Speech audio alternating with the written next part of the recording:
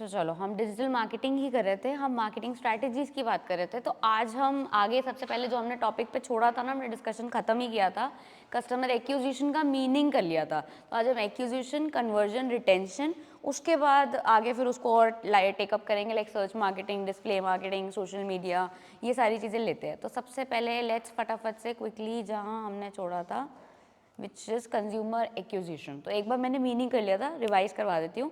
It is the process of getting the potential customers to buy your product. Basically इसके अंदर क्या क्या आता है, attracting the leads, then nurturing them and until they become sales ready and converting them into customers. तो basically इसमें जो customer acquisition है उसको हम CAC बोलते हैं, कस्टमर एक्विजिशन कॉस्ट। तो basically what is customer acquisition? सबसे पहले अट्रैक्टिंग लीड। देखो लीड क्या होता है, सेल्स में, मार्केटिंग में लीड का मतलब होता है anybody who can become a potential customer. जैसे मामा अर्थ है, मैं हमेशा एग्जांपल यही देती हूँ कि जितने लोग हेयर फॉल के इश्यूज, मतलब बेसिकली ट्रेडिशनल शैम्पूज के सल्फेट्स, ट्रेडिशनल शैम्पूज की वजह से वो डल, ड्राई, फ्रीजीनेस, जितने लोग उस सब के मतलब शिकार हैं, वो सारे पोटेंशियल लीड्स हैं और वो सारे एक आपके कस्टमर्स हैं जो कन्वर्ट हो सकते हैं इनटू रियल कस्टमर्स। सो आप यहाँ पे ना एक नीचे डायग्राम देख रहे होगे जिसमें देखो 3 फेजेस में बांटा गया है, lead generation, nurturing and sales. अब देखो लीड जनरेशन के लिए अगर मैं बात करूँ तो देखो जनरेशन के लिए हम क्या कर सकते हैं, because we are talking about the digital domain, so we can have Google ads जिस पे हम एडवर्टीजमेंट करते ही रहते हैं। जैसे कुछ भी गूगल पे सर्च करते हो, ऊपर नीचे जो किसी भी आर्टिकल में ज़बरदस्ती के एड्स तुम्हें देखने पड़ रहे हैं, अभी उनको डिस्प्ले एड्स के फॉर्म में हम पढ़ेंगे भी, तो वो भी एक तरह से क्या लीड जनरेशन का सोर्स है। सो लीड जनरेशन के लिए you can use Google, lead generation के लिए यू कैन यूज़ ब्लॉग्स, क्योंकि बहुत लोग होते हैं जो बहुत सारे प्रोडक्ट जैसे कैमरा बाय करने से पहले, मोबाइल बाय करने से पहले ब्लॉग्स, रिव्यूज़, उन कॉलम्स को पढ़ के फिर अपना एक डिसीजन बनाने की कोशिश करते हैं। You can use emails.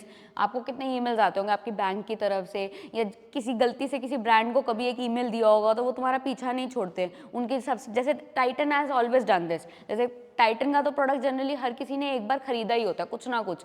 तो टाइटन के जैसे दूसरे भी ब्रांड्स होते हैं ना, जैसे टनेरा है, फास्ट ट्रैक है, उनके पास भी वो सेम ईमेल आईडी डेटाबेस रहता है और वो उनके भी एडवर्टाइजमेंट्स हमें ईमेल्स के थ्रू आते रहते हैं। So you see what is happening, lead generation के लिए हम ऐसी टेक्निक्स का यूज़ कर सकते हैं। देन नर्चरिंग के लिए हम क्या यूज़ कर सकते हैं, अब और ज़्यादा स्पेसिफिक, जैसे मार्केटिंग ईमेल्स बड़े डायरेक्टेड आपके नाम के साथ। एक तो होता है ना जैसे जनरलाइज्ड कि ब्रांड आ गया, और एक होता है हेलो, जैसे आपका नाम है Sushant, hello Sushant, happy birthday, this is your birthday week, तो वो एक तरह से वो वाली मार्केटिंग भी कर सकते हो। देन वेबिनार्स, स्पेशली कस्टमर्स को इनवाइट करना कि देखो हमारा एक सोशल इवेंट हो रहा है, प्लीज़ पार्टिसिपेट, प्लीज़ रजिस्टर, वो सारी चीज़ें करना। देन एसक्यूएल इज बेसिकली वही स्ट्रक्चर्ड क्वेरी लैंग्वेज, मतलब अपनी सर्च इंजन ऑप्टिमाइजेशन वगैरह को करना, वो अभी हम आगे और देखेंगे। अगर आज टाइम बचा तो एसईओ भी हम शुरू करेंगे जिसमें हम ऑन पेज ऑफ पेज की बात भी करेंगे।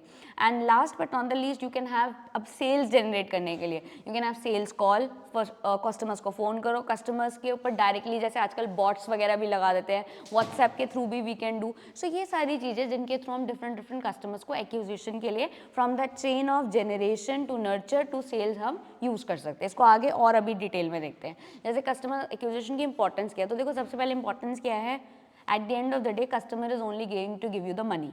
तो मार्केटिंग वाले हैं तो मार्केटिंग का पैसा सिर्फ कस्टमर से ही आता है, क्योंकि मार्केटिंग देखो पूरा अगर हम 100% देखें तो it's a very cost intensive process, पैसा लगता ही है, लगता ही है, लगता ही है। तो ओनली कस्टमर ही है जिससे आप अपने पैसे के रिटर्न को जनरेट कर सकते हो।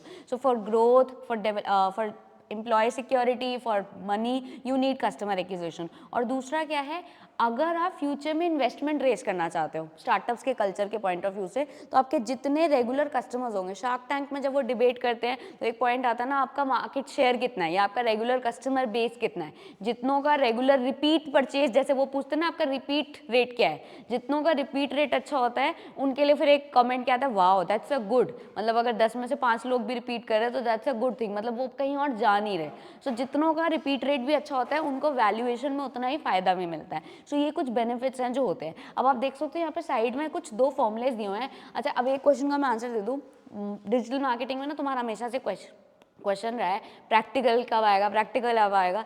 This is entirely practical approach only, कि अगर आप एक ब्रांड में काम कर रहे हो, आप एक मार्केटिंग कंपनी में काम कर रहे हो, प्रैक्टिकली आप कस्टमर्स को कैसे एक्वायर करोगे, तो कुछ टर्मिनोलॉजीज पता होनी चाहिए। अभी आगे हम स्ट्रैटेजीज करेंगे वो पता होना चाहिए, कन्वर्जन रिटेंशन के बारे में भी पता होना चाहिए, एसईओ करेंगे वो भी प्रैक्टिकल का ही पार्ट है, क्योंकि थोड़ा सा नहीं टेक्निकल होता है, क्योंकि एसईओ में आप नॉर्मल ये नहीं कर सकते सेल्स प्रमोशन करना शुरू कर दोगे। So sales promotion and SEO बिल्कुल डिफरेंट है।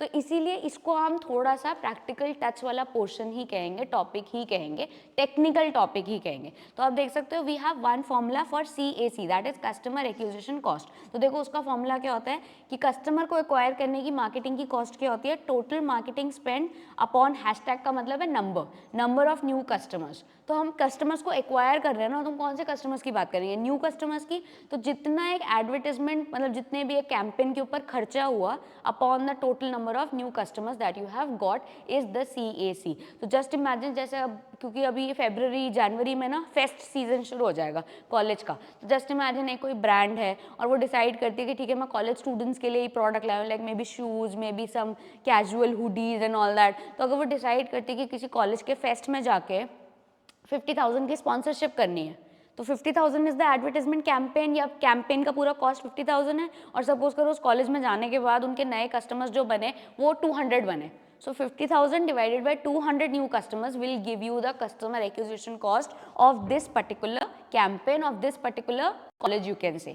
Then इसके अलावा होता है cost per acquisition। हर acquisition की cost कितनी है, that will be total campaign spend, जो भी आपने total spend किया upon the number of campaign conversions। तो number of campaign conversion का मतलब है, जैसे आप example देख सकते हो where conversions means like downloads, like consultants, like emails। तो देखो बहुत important है कि एक तो है देखो ad तो हम सब देखते हैं, वो मैं एग्जाम्पल देती हूँ ना, आप यूट्यूब पे जाते हो वो 5 सेकंड का ऐड सबको देखना है, चाहे इंटरेस्ट हो या ना हो, वो 5 सेकंड तो मतलब क्योंकि अगर वीडियो देखनी है, वो ट्रेलर देखना है, तो वो 5 सेकंड यू आर स्टक। तो वो 5 सेकंड में कितने लोग ऐसे हैं जो 5 को 10 में मतलब कन्वर्ट करते हैं। जैसे कई लोग होते हैं ना, इंटरेस्ट आ जाता है 5 सेकंड के अंदर, इतना इंटरेस्ट बढ़ जाता है, तो वो ये मतलब नोटिस भी नहीं करते कि कब उन्होंने पूरा ऐड देख लिया। That is one example of conversion. क्योंकि 5 तो क्या है, वो तो मतलब बाय लॉ आपको देखना है, but the more you are into that या more you time you give to that ad, one thing. अच्छा दूसरा क्या होता है, कई बार क्या होता है वो ऐड खत्म हो जाता है ना, तो वो आ जाता है विजिट वेबसाइट, तो कई लोग उस पर भी क्लिक करके विजिट वेबसाइट, वो भी एक एग्जाम्पल ऑफ कस्टमर कन्वर्जन है। मतलब ये ऐसे कस्टमर्स हैं जो सिर्फ देख के चुप नहीं रह गए, इन्होंने कुछ इनिशिएटिव भी लिया आगे से, लाइक मे बी वेबसाइट पे गए, मे बी प्राइस कंपैरिजन देखा, फ्लिपकार्ट वर्सेस अमेजन देखा। ये सारे कुछ ना कुछ लक्षण है कि ये कस्टमर हमारे अंदर इंटरेस्टेड है। तो यहाँ पे हम उस कन्वर्जन की ही बात कर रहे हैं, कॉस्ट पर एक्विजिशन। तो जितने कस्टमर्स आप कन्वर्ट कर पाओगे वो आपके बेनिफिट के लिए, मतलब आपके मार्केटिंग कैंपेन की और बेनिफिट को दिखाता है। क्योंकि एक तो है you are just getting customers, उसके बाद फिर कस्टमर का कन्वर्जन भी कराना है और फिर रिटेन भी करना है, अभी आगे रिटेंशन भी देखेंगे। सो अब next we have customer acquisition versus marketing. अच्छा बहुत सारे लोग जो होते हैं ना, स्पेशली वो जिनको पूरा मतलब डिजिटल मार्केटिंग का नहीं पता होता, या जो मतलब डिजिटल मार्केटिंग को नॉर्मल मार्केटिंग ही समझते हैं, वो बहुत कंफ्यूज होते हैं कि मार्केटिंग का भी तो काम कस्टमर्स लाना है, तो फिर कस्टमर एक्विजिशन और मार्केटिंग में एक्चुअली फ़र्क क्या हो गया। So they are different. You can see while marketing के अंदर क्या क्या आता है, सब कुछ, लाइक अवेयरनेस भी आता है, एक्विजिशन भी आता है, एक्शन भी आता है, मतलब पूरी चीज़। जैसे आइडा मॉडल याद है, अटेंशन, इंटरेस्ट, डिजायर, एक्शन, वो पूरा आता है। एक्विजिशन के अंदर नीचे वाले पैराग्राफ में देखो, acquisition speaks to what happens after potential customers click through your page, receive your emails, if they are willing to purchase the product, that's acquisition। इसका मतलब मार्केटिंग ब्रॉड है, मार्केटिंग तो पूरा एक तरह से आप कह सकते हो पूरा ज्ञान है। उस ज्ञान के अंदर जब हम सिर्फ उसी की बात करते हैं कि कस्टमर्स ने कोई चीज़ देखने के बाद क्या रिएक्शन दिया, क्या उनका, जैसे अब डिजिटल मार्केटिंग की टर्म्स में क्लिक थ्रू रेट, कि कितना क्लिक किया, जैसे एक लिंक को क्लिक करके आगे देखा। ईमेल्स के ऊपर जैसे कई बार क्या होता है, हर ईमेल के अंदर स्पेशली जो ऐसे मतलब टेम्पलेट वाले ईमेल्स होते हैं, लास्ट में एक छोटी सी लाइन लिखी होती है, if you do not want to receive these emails click on unsubscribe. So अगर बहुत सारे लोग अनसब्सक्राइब करते जा रहे हैं, तो वो भी आपके लिए एक नेगेटिव पॉइंट है, क्योंकि जितना आपका डेटाबेस था उस डेटाबेस ने आप इन्फॉर्मेशन लेने के लिए मना कर दिया। सो अगर कोई अनसब्सक्राइब नहीं कर रहा, तो वो तब भी आपका एक्विजिशन का टारगेट अभी भी जिंदा है, जब तक वो मतलब अनसब्सक्राइब नहीं कर देता। जिस दिन वो अनसब्सक्राइब कर देगा, जिस दिन वो आपको ब्लॉक लिस्ट में डाल देगा, दैट विल बिकम कि हाँ अभी इसने हमारे दरवाजे बंद कर दिए हमारी ब्रांड को अंदर घुसाने के लिए। So this is what they are talking about, कि ये दोनों डिफरेंट है। मार्केटिंग पूरा डोमेन एरिया है, कस्टमर एक्विजिशन उसका आप एक कह सकते हो छोटा सा पार्ट है। अच्छा अब यहाँ पे आप देख सकते हो जैसे कुछ ना टेक्निकल टर्म्स लिखी हुई है, जैसे visit, lead, MQL, SQL, opportunity, customer, ये सारे वो टेक्निकल टर्म्स है जो हम बेसिकली डिजिटल मार्केटिंग में यूज़ करते हैं। सो विजिट क्रिएट करना, जैसे साइट विजिट, वो लीड बन रहा है मतलब वो पोटेंशियल बन गया। मतलब पोटेंशियल ऐसे भी होते हैं कि वो हमारी ब्रांड की बात दूसरों के साथ भी मतलब करने के लिए तैयार हो गया है। लेकिन तूने वो ऐड देखा या तूने वो प्रोडक्ट के बारे में सुना है? जैसे ये स्टार्टिंग में बहुत होता था ममा अर्थ के बारे में, या जितने भी जोमेटो स्विगी, जैसे जब जोमेटो स्टार्टिंग में आया होगा तो कितने लोगों ने ट्राई किया होगा। अगर सपोज करो 10 में से एक ने ट्राई किया तो क्या वो एक जना दूसरों से बात करता है कि यार have you tried the online delivery? नहीं, वो कहेगा नहीं यार मैं तो अपने रेस्टोरेंट से ही डिलीवरी करवाता हूँ। नहीं नहीं, फूड पांडा ट्राई कर, जोमेटो ट्राई कर। तो वो वाली चीज़ की बात करें बेसिकली। अब आ जाओ फनल के ऊपर। तो फनल में बेसिकली क्या है? Funnel is that journey. देखो तुमने एक बार वो सेल्स फनल भी किया, परचेज फनल भी किया है, अब हम यहाँ पे एक्विजिशन फनल की बात कर रहे हैं। तो acquisition funnel is that journey. आप देख सकते हो सेम जर्नी है जो भी पीछे भी लिखी थी, अगर वहाँ ज़्यादा अच्छे से दिख रहा है तो यहाँ देख लो। अवेयरनेस क्रिएट करो, कंसिडरेशन क्रिएट करो, एंड फाइनली क्या क्रिएट करो? डिसीजन। तो अवेयरनेस का मतलब क्या है? वही awareness you can create through visit, site visits, through lead generation, and then consideration is मतलब कस्टमर। देखो कंसिडरेशन सेट क्या होता है, अगर लिखना चाहते हो तो लिख लो, क्योंकि ये जनरल ये प्रीवियस स्लाइड ही है, ये वाली। अच्छा हाँ, एक बार फॉर्मूला लिख लो, अगर जिन्होंने नहीं लिखा वो लिख लो, और जो लेट आए वो भी लिख लो, ताकि हम आगे, क्योंकि फॉर्मूलाज का क्या है, ये थोड़ा टेक्निकल चीज़ होनी चाहिए, ये पता होना चाहिए।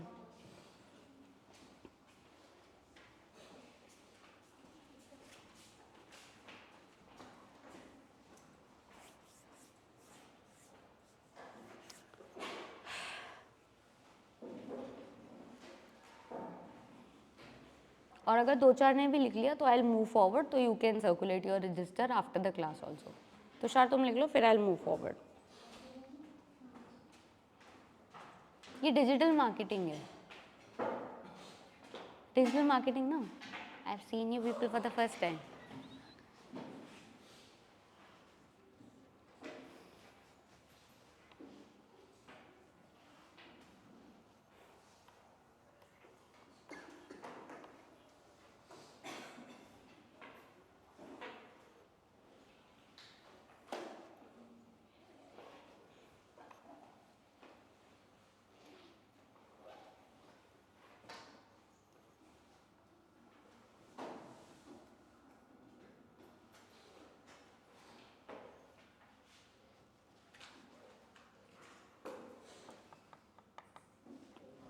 हो गया, चलें आगे।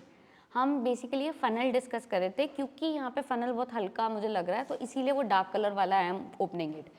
फ़नल में बेसिकली क्या है? 3 फेजेस, मतलब कस्टमर एक्विजिशन के लिए भी you have 1 phase awareness create करना, दूसरा कंसिडरेशन। मैं कंसिडरेशन सेट बता रही थी। कंसिडरेशन सेट होता है अगर मैं लैपटॉप की बात करूँ तो इस क्लास में अगर मैं पूछूँ लैपटॉप कौन सी कंपनीज का आता है, कोई बोलेगा डेल, HP, लेनोवो, एसूस, आजकल एसूस के भी बहुत लैपटॉप चल रहे हैं, यूसी, वन प्लस। ये सारी क्या है? ये अवेयरनेस ब्रांड्स हैं, मतलब ये अवेलेबल ब्रांड्स हैं जिनके बारे में हमें पता है। बट हर अवेयरनेस ब्रांड में तो आप इंटरेस्टेड नहीं हो ना। अवेयरनेस से हम आते हैं कंसिडरेशन पे, कि जैसे यार मैंने ना HP का यूज़ कर लिया, मैं उससे खुश नहीं हूँ, तो अब मैं HP नहीं लूँगा, अब मैं लेनोवो लूँगा, डेल लूँगा।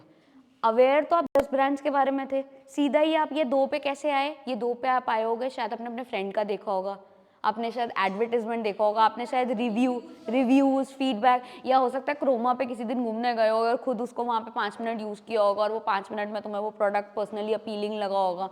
सो यू सी, अवेयर हम हो सकते हैं 50 ब्रांड्स के बारे में, बट हम उस 50 में जैसे डिसीजन किया, जैसे जीन्स लेनी है तो लेवाइज ही लेनी है, तो वो कंसिडरेशन सेट का पार्ट है। जैसे कई बार ये भी होता है, लोग लेवाइज और ली में दे आर लाइक ओके, अगर जैसे वहाँ गए मॉल में आपका साइज़ अवेलेबल नहीं था, तो आपने कहा चलो ठीक है ली दे दो, फिर ली नहीं है तो चलो फिर रेगुलर दे दो। इसका मतलब आपके कंसिडरेशन सेट में ये तीनों ब्रांड्स थी, या इंडियन में देखना तो स्पाइकर, नुमरो उनो, ये सारे आपके कंसिडरेशन ब्रांड्स में अवेलेबल थे। अवेयर हम 50 ब्रांड्स के बारे में हो सकते हैं, बट जिन ब्रांड्स के लिए हम लाइक ओपन हैं स्विच करने के लिए या शिफ्ट करने के लिए, वो हमारा कंसिडरेशन है।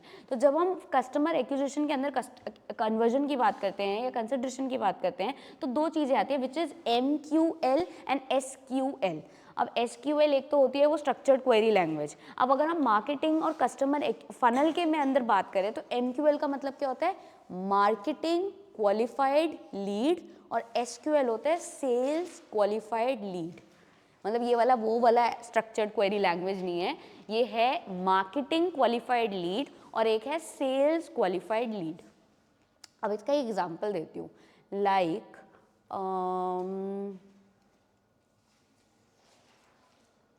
हम अपने प्रोडक्ट का मार्केटिंग किसको कर सकते हैं, that is the meaning of marketing qualified lead. Like I will give you an example, lipsticks. Lipsticks के एडवर्टाइजमेंट के लिए मार्केटिंग क्वालिफाइड लीड कौन है, सोच के बताओ. मतलब मार्केटिंग को, मतलब लिपस्टिक की अगर मार्केटिंग करनी है तो किन लोगों को करनी चाहिए, फीमेल्स को करनी चाहिए, विमेन को करनी चाहिए, विमेन सेंट्रिक होना चाहिए. शुगर का ऐड देखा है जिसमें रणवीर सिंह भी है, शुगर है जिसमें रणवीर सिंह भी है, even the CEO of the company is also there. उन्होंने इस परसेप्शन को चेंज किया. विनीता सिंह भी है जिसमें, उन्होंने इस परसेप्शन को चेंज नहीं किया. रणवीर सिंह के होने से उन्होंने MQL इवन अ मेल को भी बना दिया कि अगर एडवर्ट, क्योंकि देखा जाए तो लिपस्टिक है ना, लिपस्टिक जनरली फीमेल्स खरीदेंगी या मेल्स खरीदेंगे फीमेल्स के लिए, उनको लाइक एनिवर्सरी पे, बर्थडे पे गिफ्ट करने के लिए या वैलेंटाइन पे. तो अभी तक ट्रेडिशनली वैलेंटाइंस पे चॉकलेट ही बिकता था from a male to a female. But अगर वो इस स्ट्रैटेजी को आगे भी लिवरेज करें, like maybe on proposals, maybe on Valentine's Day, so even the males could become MQL, जो शायद पहले लिपस्टिक्स या कॉस्मेटिक्स ब्रांड्स ने इतना लिवरेज नहीं किया. मैं ऐसा नहीं कह रही हुआ नहीं होगा, ऐसा हुआ है. I'll give you one more example, पर शायद वो आपको पता नहीं होगा. लक्स स्पेशली अगर वो फीमेल्स का, जैसे वो जो होता है ना सैंडल, चंदन, मतलब जो बेदिंग सोप है फीमेल्स के लिए, जनरली लक्स हमेशा क्या करता था, उस टाइम की अपने टॉप टाइम की मॉडल्स होती है ना, लाइक करीना कपूर हो गई एक टाइम की, लाइक करिश्मा हो गई, उससे पहले Rekha, Hema, you see these are those things, मतलब जो एक टाइम की मतलब लीड एक्ट्रेसेस हैं. तो जनरली हमेशा लक्स के ऐड में लीड एक्ट्रेस होती थी. ये एक बार लक्स ने चेंज किया था by having Shahrukh Khan in their add. ये शाहरुख खान वाला ऐड आई थिंक 2000 समथिंग का है.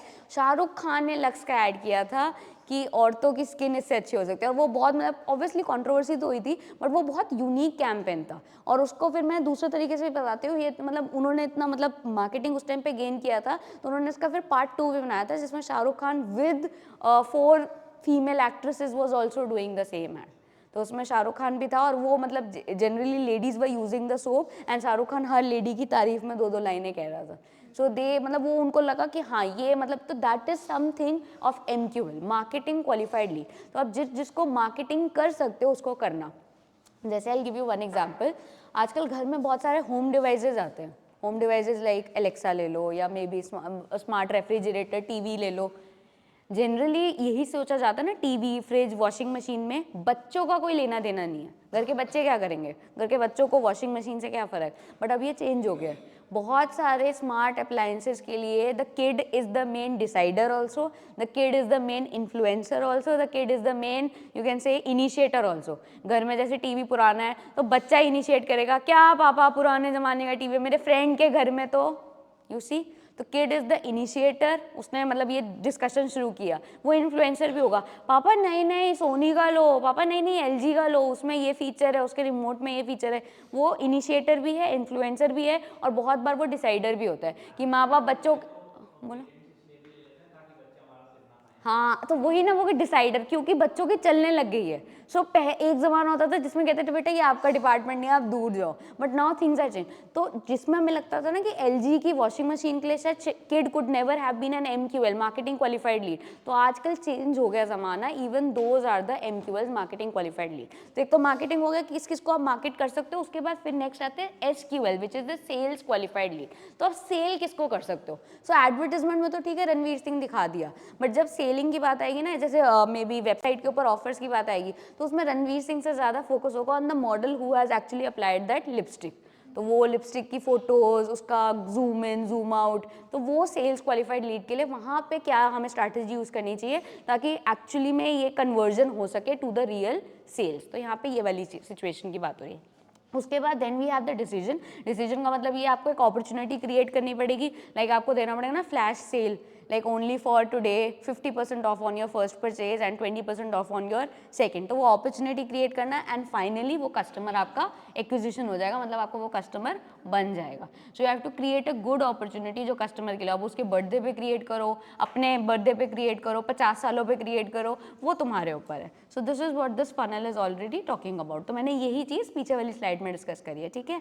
ये अगेन मतलब इसको दूसरे तरीके से दिया कि अगर फनल को दूसरे एंगल से देखो, मतलब इमोशंस के साथ एसोसिएट करो, तो इमोशंस के साथ आप कैसे एसोसिएट कर सकते हो, like attracting the customers, converting them, closing the deal and finally offering them delight. ये डिलाइट वाली चीज़ आ जाएगी रिटेंशन के अंदर भी। सो अट्रैक्टिंग के लिए व्हाट यू कैन यूज, जैसे स्ट्रेंजर्स हैं तो स्ट्रेंजर्स को अट्रैक्ट करने के लिए you can use blogs, keywords, social media, Instagram पे उल जलूल पोस्ट डालो। हमेशा कोई अतरंगी पोस्ट का ना ज़्यादा इन्फ्लुएंस क्रिएट होता है, क्योंकि इन्फ्लुएंसर्स क्रिएट करो जो इन्फ्लुएंसर्स थोड़े मतलब लोगों को अट्रैक्ट कर सकते हैं, जिनके फॉलोअर्स बहुत अच्छे हैं, then you can convert like call to action. अभी हम पढ़ेंगे what is call to action. Landing pages, pages के ऊपर लैंड कराने के लिए मतलब उनको इन्फ्लुएंस करो कि सिर्फ वो ऐड देख के छुप ना जाए, वो उस क्लिक थ्रू रेट भी करे, मतलब उस लिंक पे क्लिक करे और आगे वेबसाइट के ऊपर भी जा सके, क्योंकि majority of the things are that कि वो ऐड तो देख लेते हैं बट वो होता है ना visit website for further information, वो कोई नहीं करता। सो कुछ ऐसा क्रिएट करना कि वो विजिट करे उस वेबसाइट के ऊपर, उस पेज के ऊपर लैंड करे।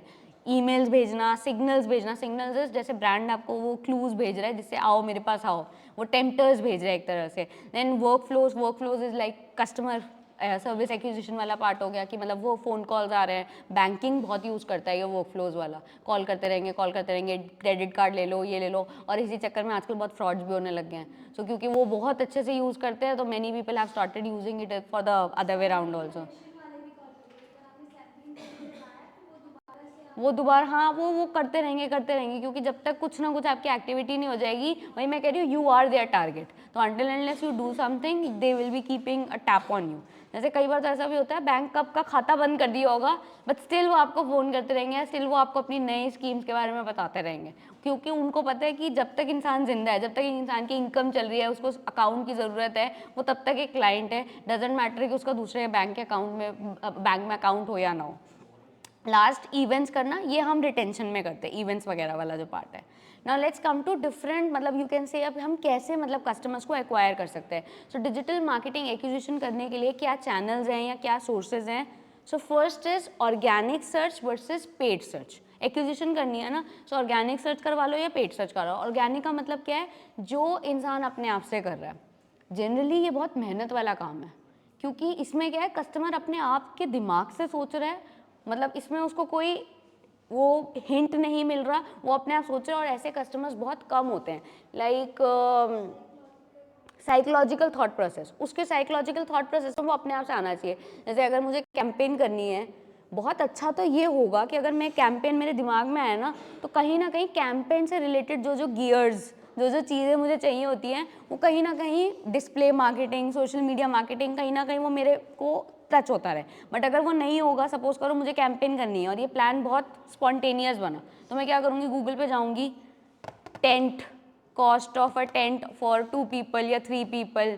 देन अगर जैसे वो खाना भी बनाना है तो स्टोव की कॉस्ट क्या है, पोर्टेबल स्टोव की कॉस्ट। अच्छा फिर मैं छोटा बड़ा ट्रिपल साइज सारे देखूंगी। अच्छा बारबेक्यू भी करना है, अगर बहुत फैंसी कैंपेन करनी है तो वो पूरा उसका क्या तामझाम होता है, उसकी कॉस्टिंग क्या होती है। अच्छा फिर खाना तो लेके जाएंगे ना, कुछ रॉ वेजिटेबल्स वगैरह भी लेके जाएंगे। सो वेजिटेबल पैक्स वो जोमेटो ब्लिंकिट पे जाके सर्च करूंगी। ये सब ऑर्गेनिक हो रहा है, मतलब whatever you are doing it on your own, आप अपने आप कर रहे हो। जैसे शादी है घर में, शादी डिसाइड हो जाती है तो मनीष मल्होत्रा लहंगा, तो वो जब टाइप करते हो that is your organic search. What is paid search? Paid search का बेसिकली मीनिंग ये है, जब आप सर्च करो तो कहीं ना कहीं वो जो प्रोडक्ट है, जो ब्रांड चाहती है, जैसे मनीष मल्होत्रा लहंगा, आपने नोटिस किया होगा जब आप करते हो तो आपको कुछ गूगल की तरफ से रिकमेंडेशंस आते हैं, फर्स्ट ही पैनल के ऊपर या 2-3 पैनल्स के नीचे ही वो रिकमेंडेशन आने शुरू होते थे। जैसे सपोज करो आजियो पे वो लहंगा अवेलेबल है, आजियो एक ऑप्शन में आ जाएगा। हो सकता है अमेजन पे भी वो लहंगा अवेलेबल है, अमेजन भी एक ऑप्शन में आ जाएगा।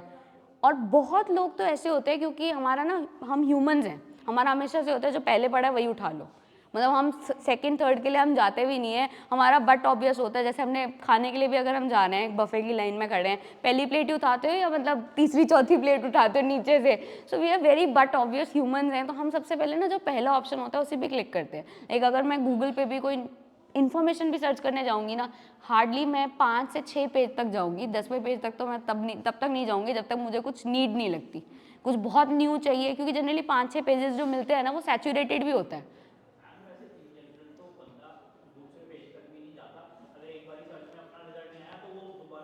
दोबारा सर्च, हाँ यही मैं पर ये मैं तब बता रही हूँ जैसे अगर आपको कुछ बहुत ही अलग चाहिए, ये बहुत ही यूनिक, जैसे हम जो रिसर्चर्स होते हैं ना, हम रिसर्चर्स वो जनरली फर्स्ट पेज वाला मटेरियल लिखे ना तो वो कॉपी पेस्ट प्लेगियरिज्म वाला इशू हो जाता है। तो अगर आप रिसर्चर्स हो, अकेडमिशियंस हो, जैसे तुम स्टूडेंट्स हो, तो अगर तुम चाहते हो तुम्हारा असाइनमेंट कॉपी पेस्टेड ना हो तो तुम जरूर जाओगे 10वें पेज 11वें पेज, क्योंकि जनरली उस पर बहुत कम लोग जाते हैं। तो वही, तो वहाँ से तुम्हें जो मटेरियल मिलेगा वो टोटली डिस्कनेक्टेड मिलेगा फ्रॉम जो मतलब आपकी बाकी क्लास के 50 बच्चों ने असाइनमेंट बनाया होगा, कंटेंट मैच ना हो। तो अगर वो ऑब्जेक्टिव है तो ज़रूर जाओगे, बट जनरली वो होता है ना, पहला रिजल्ट, पहला पेज, वही हमारा गो टू डेस्टिनेशन होता है। तो दैट इज़ वाई यहाँ पे पेड सर्च की बात आ रही है कि पे पर क्लिक, हर क्लिक करवाने के लिए आप पे करोगे। इसका मतलब क्या है, आपने सबसे पहले ये पूरा प्रोसेस है, अभी मैं इसको थोड़ा सा ब्रीफली समझा देती हूँ, जितना समझ सकते हो उतना समझ लो, इसको भी डिटेल में भी करना है, पेड सर्च वाला जो है, पेपर क्लिक वाला। तो बेसिकली व्हाट हैपेंस, जो ये कीवर्ड्स हैं, जैसे कीवर्ड्स होते हैं ना, जैसे Manish Malhotra lehenga is a keyword, हर कीवर्ड की from the search engines bidding होती है, ऑक्शन होती है एक तरह से।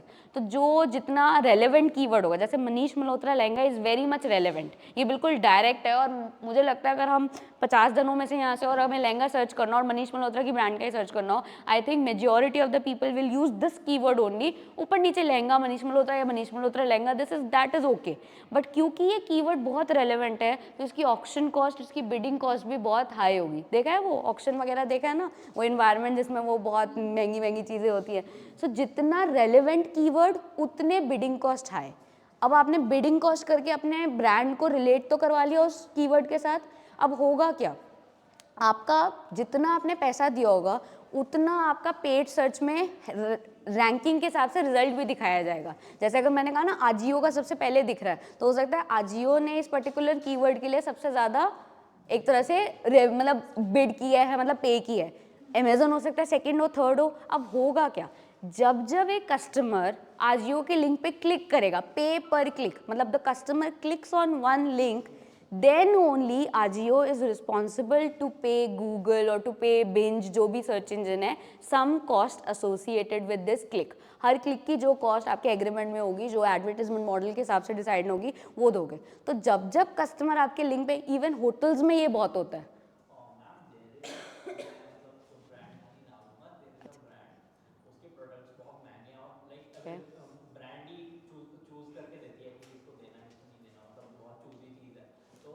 कोई पॉपुलर ब्रांड है या अच्छा, उसमें एक मेरे किसी नोन ने उनको मतलब ऐसे जब वो ब्रांड चल रही थी तो उस वक्त उन लोगों ने खरीदा था, तो वो बता रहे थे कि हमारे कोई जानकार है, उन्होंने क्या किया, उसकी फेक कॉपी बनाई हुई है, why to buy original when you can spend less on this. हाँ, तो वो सबसे ऊपर आता है उसमें अभी भी। वो सबसे ऊपर पता है क्यों आता है, क्योंकि उसके क्लिक्स भी बहुत ज़्यादा होते हैं। तो गूगल भी तो अपने आप को रिफाइन करते रहते हैं ना, गूगल को भी तो बिजनेस के अंदर रहना है। अगर जस्ट इमेजिन जिस पे क्लिक ज़्यादा आ रहे हैं और गूगल उसको नहीं दिखाएगा और ओरिजिनल वाले को दिखाएगा, गूगल का भी बिजनेस बंद हो जाएगा, क्योंकि हर क्लिक के लिए गूगल को भी तो एक रेवेन्यू में कमीशन होगी ना एक तरह से। तो जब हर क्लिक के लिए कमीशन मिल रहा है, जैसे जितने ये प्रॉपर्टी डीलर्स होते हैं, ठीक है, ये बड़े बड़े बंगलोज के तो डील करा देते हैं, पर उनको ज़्यादा फायदा कहाँ होता है, रेंट एग्रीमेंट्स में, क्योंकि वो क्या है, वो हर 11 महीने का आपका बंधा हुआ एक तरह से एग्रीमेंट है। एक किसी को घर दिला दिया, वो तो चला गया, वो तो अब उस घर में रहेगा 20-30 साल, जितने भी साल उसने रहना है। बट जो रेंट वाला है वो उसकी एक तरह से आप कह सकते हो रेगुलर रिकरिंग इनकम है। तो रिकरिंग इनकम के लिए ही वो, और इंडिया इज अब, जो इंडिया, ये एक्चुअली इंडिया के लिए बता रहे हो ना, कि और कंट्री के लिए तो नहीं बता रहे। India is a price sensitive country. तो अगर मुझे पूमा के जूते फर्स्ट कॉपी 2000 के करोल बाग या गफार मार्केट में मिल रहे हैं, मेरी पहली चॉइस वो होगी। उसके बाद मैं सोचूंगी भी नहीं मुझे प्यूमा के शोरूम में जाना है नहीं जाना, क्योंकि मुझे तो जूते मिल गए ना। तो वो 10,000 के हो, 20,000 के हो, मेरा इशू खत्म, मेरे को तो 2000 में मिल गया और मैं इतने में ही खुश हो जाऊंगी, मैं 2 महीने पहन लूँ। सो हम प्राइस सेंसिटिव है, हमें ट्रेंड भी चाहिए, बट हम प्राइस को भी थोड़ा सा इंपॉर्टेंस देते हैं। तो हम महंगी चीज़ों को ना लेके, जो हमें सस्ती चीज़ें, मतलब महंगी चीज़ ही सस्ते ऑल्टरनेटिव में मिल जाते हैं। एलवी के बैग, मैं उस दिन भी एक एग्जांपल दे रही थी, सरोजनी बंद हो जाएगा अगर एलवी के कॉपी बनने बंद हो गए। So this is what we are. तो इसीलिए वो सर्च इंजन्स में भी हाई टॉप रेटेड आता है, क्योंकि at the end of the day Google is also into business, और उसे पता चल जाता है हाँ किसको बार बार क्लिक किया जा रहा है। तो ऑब्वियसली वो फिर एक तरह से आप कह सकते हो ऑर्गेनिक भी बन जाता है धीरे धीरे, वो ना एक तरह से वो जेनरिक भी बन जाएगा। तो कुछ टाइम के बाद, अभी तो हो सकता है वो पे पर क्लिक मॉडल पे हो, बट कुछ टाइम के बाद वो जेनरिक भी हो जाएगा कि वो अपने आप ही फर्स्ट रिजल्ट में आएगा। और ये होता है जो ट्रेडिशनल पेजेस के साथ होता है, जैसे जो पुरानी चीज़ें होती हैं वो हमेशा ही आपको वो फर्स्ट पे दिखेंगी दिखेंगी। सो अभी स्टार्टिंग में तो यस जनरली आप पे करके या कमीशन मॉडल से वो ज़बरदस्ती दिखाते हो, बट अगर आपका ही ब्रांड सिनोनिमस बन जाएगा विद दैट थिंग तो वो अपने आप ऊपर भी आने लग जाएगा, फर्स्ट 2 सेकंड पेजेस पे ही वो दिखने लग जाएगा। सो this is what the entire, मतलब आप कह सकते हो ऑर्गेनिक और उसका होता है। तो यहाँ पे ऑर्गेनिक सर्च का मतलब ये एक्विजिशन करनी है ना, तो या तो आप ऑर्गेनिकली कस्टमर्स के वो बोलो कि वो मतलब सर्च करें, उनके साइकोलॉजिकल बिल्डअप माइंड में ऐसा हो कि वो इसी कीवर्ड के लिए जाए, इसी कीवर्ड को सर्च करें, या फिर आप टेम्प्ट करो। अभी मैं होटल्स का एग्जांपल दे रही थी, hotels is the very best example जो ये पेड सर्च यूज करते हैं, क्योंकि जनरली होटल इन शिमला, अब सबको गर्मियों की छुट्टियों में मई जून में शिमला तो जाना है, but how many people actually know about Shimla from inside out. Inside out का मतलब है सब पता है कौन सा होटल कितने रेट का मिलेगा, कहाँ, मतलब जैसे शिमला में ना there is this upper ridge, lower ridge, mall road, अलग अलग जगह है। तो इफ़ यू आर, हाँ कुछ कह रहे हो, जैसे सोलन भी है, सोलन भी शिमला से बहुत पास। अब कई लोग तो ऐसे सोचते हैं जैसे दिस इज व्हाट हैपेंस ना, कि अगर आप ट्रैवल एजेंट से बात करो तो वो पता है क्या बोलते हैं, हिल्स में तो मैंने यही सुना है, जैसे अगर इवन अगर मतलब 10 किलोमीटर का भी हो ना, वो पता है क्या, अरे पास ही है सर, अरे पास ही है, बट हिल्स में 10 किलोमीटर्स इज समथिंग जो बहुत मतलब मायने रखता है, क्योंकि पहली बात तो प्लेन तो है नहीं हिल्स में, आपको पता है ना हर चीज़, गाड़ी की स्पीड वगैरह भी थोड़ी थोड़ी वो ऑल्टर, क्योंकि ऑल्टीट्यूड की वजह से चेंज हो जाती है। सो उनका जब वो बोले ना 5 मिनट है 10 मिनट है, उसको कभी हल्के में नहीं लेना चाहिए, वो थोड़ा ज़्यादा ही होता है, वो सिर्फ उनका वो एक वो इफेक्ट होता है। जैसे हम बोलते हैं ना from one metro station to another metro station, अगर कोई भी बोले ना इट्स वॉकिंग, वो समझ आता है। Majority of the Delhi metro station are like कि मतलब कोई इंसान अगर रिक्शा नहीं भी करना चाहता तो वॉक करके वो पहुंच जाएगा 10 मिनट की। बट अगर यही 10 मिनट की वॉक आपको हिल में करनी पड़े, वो भी ऊबड़ खाबड़ स्लोप में करनी पड़े, तो उसमें ना स्पेशली दिल्ली वालों की तो हवा निकल जाती है, क्योंकि हमें इतनी आदत होती नहीं स्लोप अप स्लोप डाउन करने की। सो अगर आपको पता नहीं होता तो आप क्या लिखते हो, होटल इन शिमला, तो वो पता है आपको, जो सबसे पहले जो सर्च के एग्जाम्पल्स दे रही हूँ, जो पेड सर्च के एग्जाम्पल्स आते हैं ना, वो ऐसे होटल जाएंगे जो पहली बात शिमला नहीं होगा, वो शिमला से 5 किलोमीटर आगे 5 किलोमीटर पीछे, तभी वो आपको 2000 का मिल रहा है, क्योंकि मॉल के ऊपर या रिज के ऊपर 2000 का होटल मिलना, तुम किसी और ही दुनिया में रह रहे हो, ये मैं बोलना चाहूँगी। सो वहाँ तो आपको 10-10 हज़ार मतलब 15-15 हज़ार के नॉर्मल कमरे भी मिलते हैं, क्योंकि वो मतलब वही ना लोकेशन जितनी पास होती जाएगी चर्च के या जितनी पास होती जाएगी जाकू मंदिर के, वो उनका प्राइस बढ़ता जाएगा। सो पेड सर्च में आपको सबसे पहले ऐसे ही होटल्स दिखेंगे।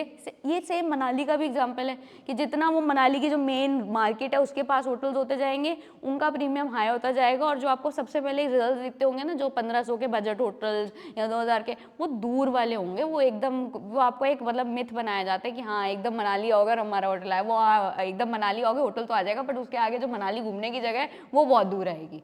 सो this is what this is. अच्छा, अब इसी चीज़ को ऑर्गेनिक और पेड को हम सोशल मीडिया के साथ भी लिंक कर सकते हैं। जैसे सोशल मीडिया में ऑर्गेनिकली किसी को ढूंढना, लाइक किसी इन्फ्लुएंसर को, किसी इंस्टाग्राम पोस्ट को खुद ढूंढना, जैसे कई बार होता भी है हमारे साथ कि हम जैसे मेट्रो में चल रहे होते हैं, तो मेट्रो में प्राइवेसी तो खत्म ही हो गई ना, क्योंकि हर दूसरा बंदा फ़ोन यूज़ कर रहा है, और कहीं ना कहीं देखो सबकॉन्शियस, मैं ये नहीं कह रही हर कोई स्टॉक करता है, बट सबकॉन्शियसली एंड सबकॉन्शियसली कहीं ना कहीं नज़र चली जाती है। तो जैसे आपने उसका कोई कीवर्ड देख लिया कि उसकी इंस्टाग्राम पोस्ट का कुछ बाय लाइन था, टैग लाइन था, आप वो ढूंढते रहोगे अगर आपको वो बहुत इंटरेस्टिंग लगा या आपको बहुत ज़्यादा वो इन्फ्लुएंसिंग लगा।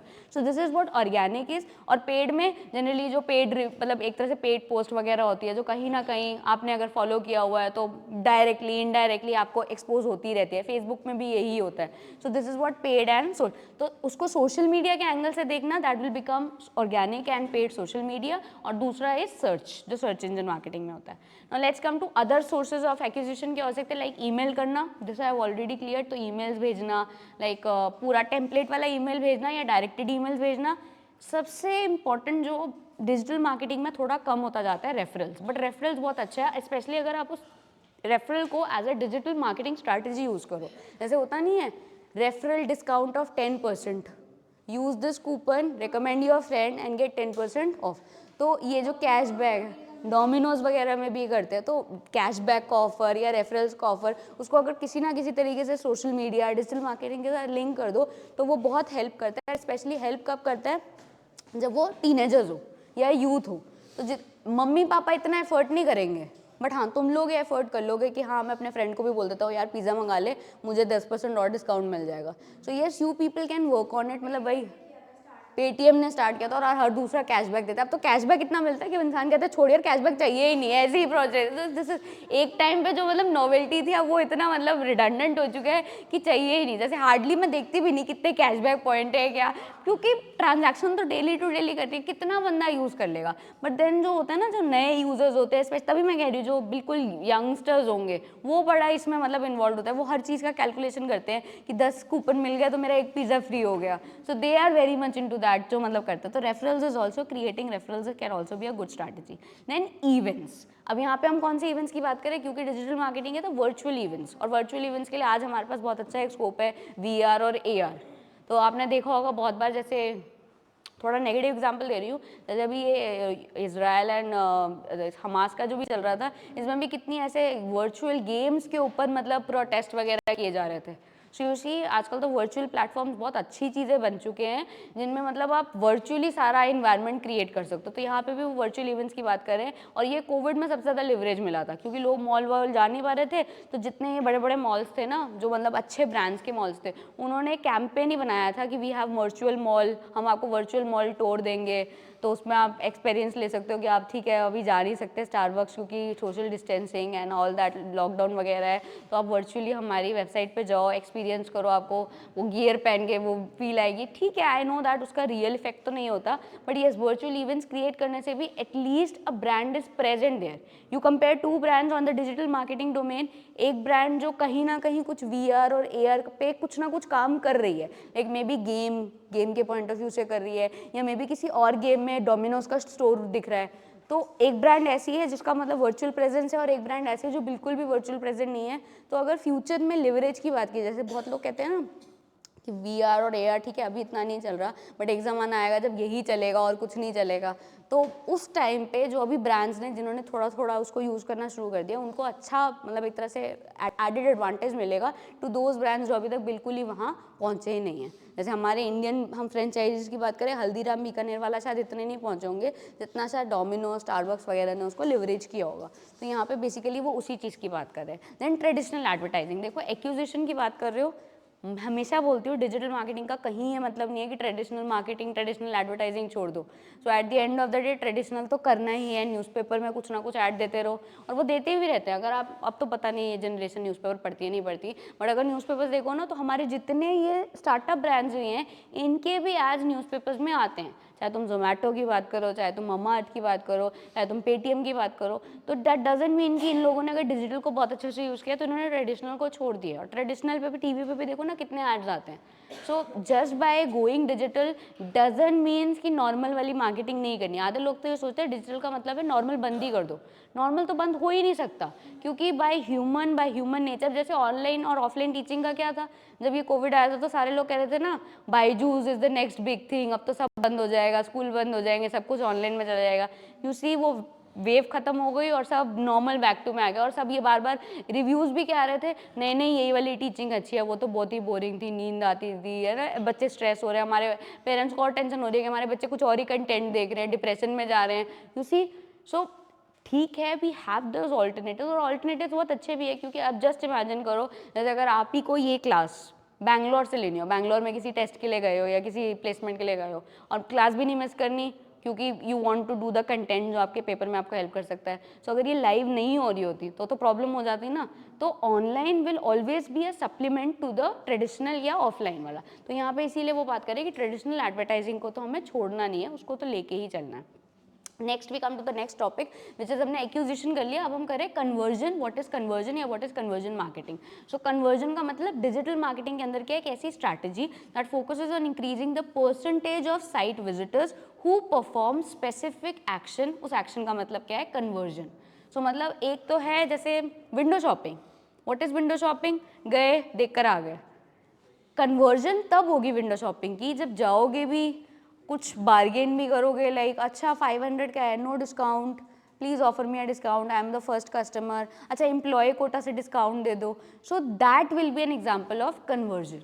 सो जब आप सिर्फ गए, जब आपने सिर्फ ऐड देखा, जैसे ऑनलाइन प्लेटफॉर्म्स पे आप गए और आपने सिर्फ ऐड देखा, so that is only you can से आपका एक डिस्प्ले हुआ, बट जब तक आप कुछ इनिशिएटिव नहीं लेते दैट वोंट बी कन्वर्जन। तो आप यहाँ पे देख सकते हो कन्वर्जन रेट का भी मैंने एग्जांपल दिया हुआ है, जैसे यहाँ ध्यान से देखो कैलकुलेटिंग द कन्वर्जन रेट। अब यहाँ पे जो एग्जांपल है आप उसमें देख सकते हो 10 विजिटर्स।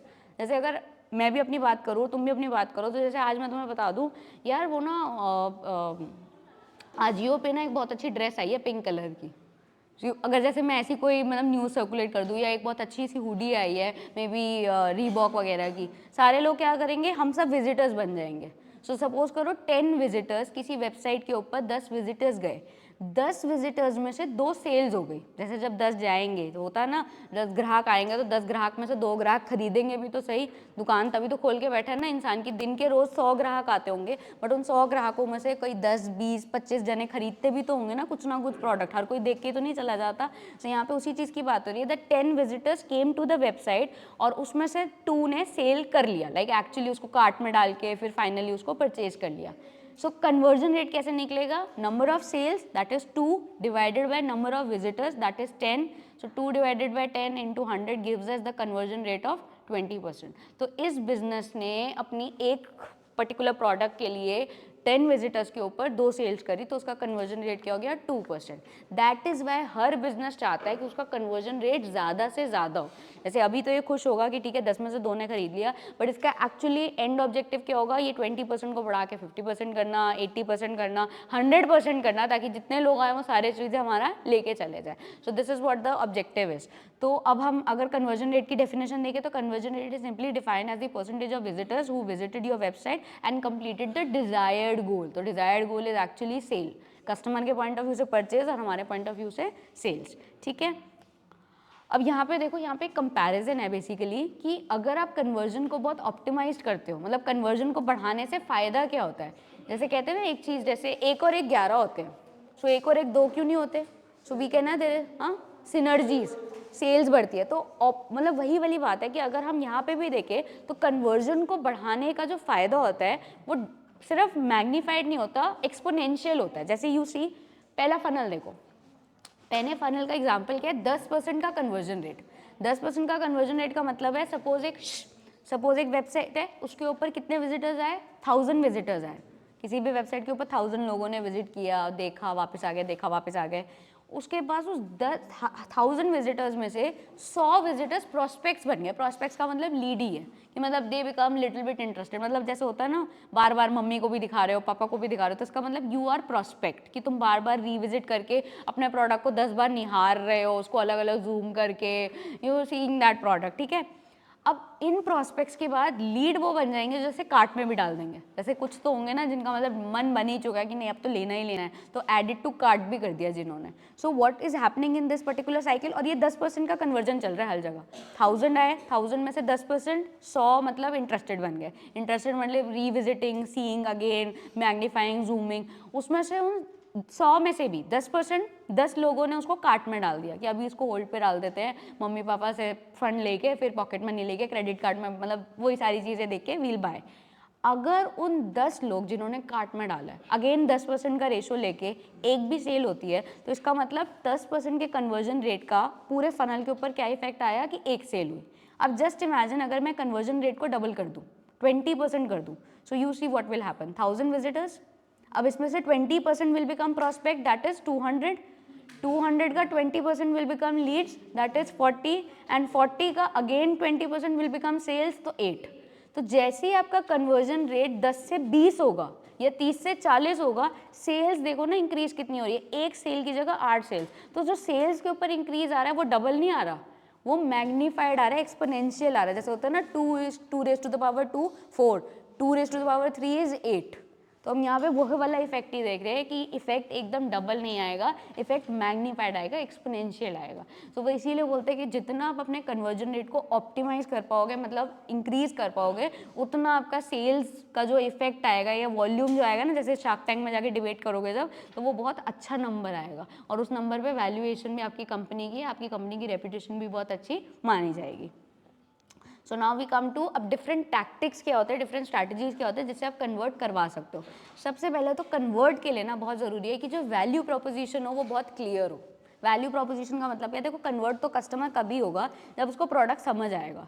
तो जो आपका डिस्क्रिप्शन है प्रोडक्ट का वो बहुत क्लियर होना चाहिए। आप नोटिस किया करो प्रोडक्ट के डिस्क्रिप्शंस, स्पेशली अगर वो प्रोडक्ट थोड़ा सा एक्सपेंसिव है, बड़े क्लियर होते हैं। जैसे घड़ियों के मामले में वो बहुत क्लियरली बताते हैं स्ट्रैप, मतलब जैसे मेटल स्ट्रैप है, रबर स्ट्रैप है, प्लास्टिक है, नहीं है, रूबी लगा है तो वो रूबी बताएंगे, क्योंकि अगर वो 5,000 एक घड़ी के लिए मांग रहे हैं तो वो उसमें बताएंगे एमरल्ड, सैफायर, वो लिखा होगा ताकि कस्टमर को समझ आ जाए कि हाँ भाई 5,000 सिर्फ ऐसे मेटल के लोहे के नहीं मांग रहा, कुछ ना कुछ उसमें पर्ल, डायमंड, जूल मतलब इन्वॉल्व है।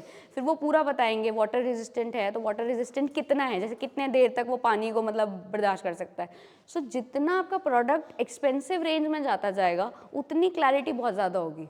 हो सकता है चिप्स के लिए इतना डिस्क्रिप्शन अच्छा ना हो जितना एक वॉशिंग मशीन के लिए बेटर हो और रिफाइंड हो। सो यहाँ पे वो यही चीज़ कहने की कोशिश कर रहे हैं, अगर आप एक वैल्यू प्रोपोजिशन बनाओ, मतलब प्रोडक्ट बनाओ, तो उस प्रोडक्ट की डिस्क्रिप्शन, उस प्रोडक्ट की, अब नोटिस क्या करो ज्वेलरी के अंदर भी वो ज्वेलरी का जो फोटोज़ आते हैं ना वो हर एंगल से आते हैं। आगे की भी फोटो आएगी, बैक फोटो भी आएगी, पहनी हुई भी फोटो आएगी। अच्छा पहनी हुई में ऐसे साइड भी दिखाएंगे, ऐसे साइड भी दिखाएंगे। इवन कपड़ों में भी यही होता है, they show you the back of the T shirt also, front of the T shirt also, they show you also, अगर जैसे उसका सपोज करो हाथ का डिज़ाइन थोड़ा डिफरेंट है तो वो जूम करके हाथ का भी डिज़ाइन दिखाएंगे कि इसकी स्लीव ऐसी है, इसका कफ ऐसा है।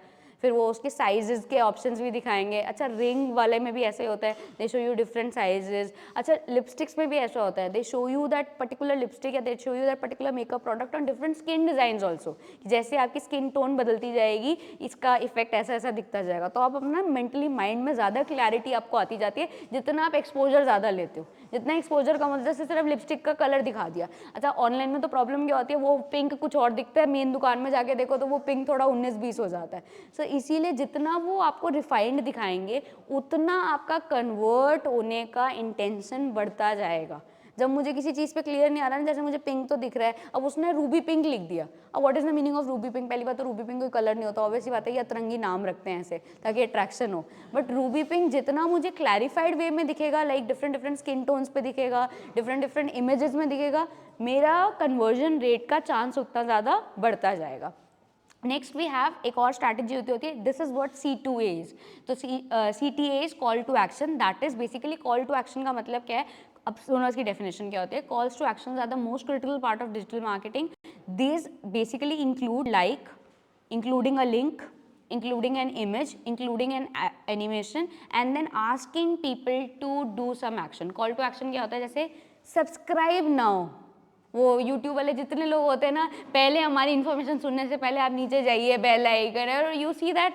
सो वो जो सबसे पहले स्टार्टिंग ऑफ द वीडियो या इंट्रोडक्शन के पार्ट में बोलते थे ना, that is call to action, कि कुछ एक्शन कर लो। वो एक्शन क्या हो सकता है, maybe liking the page, maybe subscribing, maybe clicking on a link, maybe liking the image, maybe जैसे वो बोलते नहीं है last 1 hour left, that is also call to action. तो जब हम शाउट आउट देते हैं किसी को कि कुछ करो, जैसे मम्मी शाउट आउट नहीं देते बच्चे को, पढ़ ले 1 घंटा रह गया एग्जाम, मतलब ट्यूशन की टीचर आने वाली है, होमवर्क नहीं किया अभी तक, that is also call to action का example.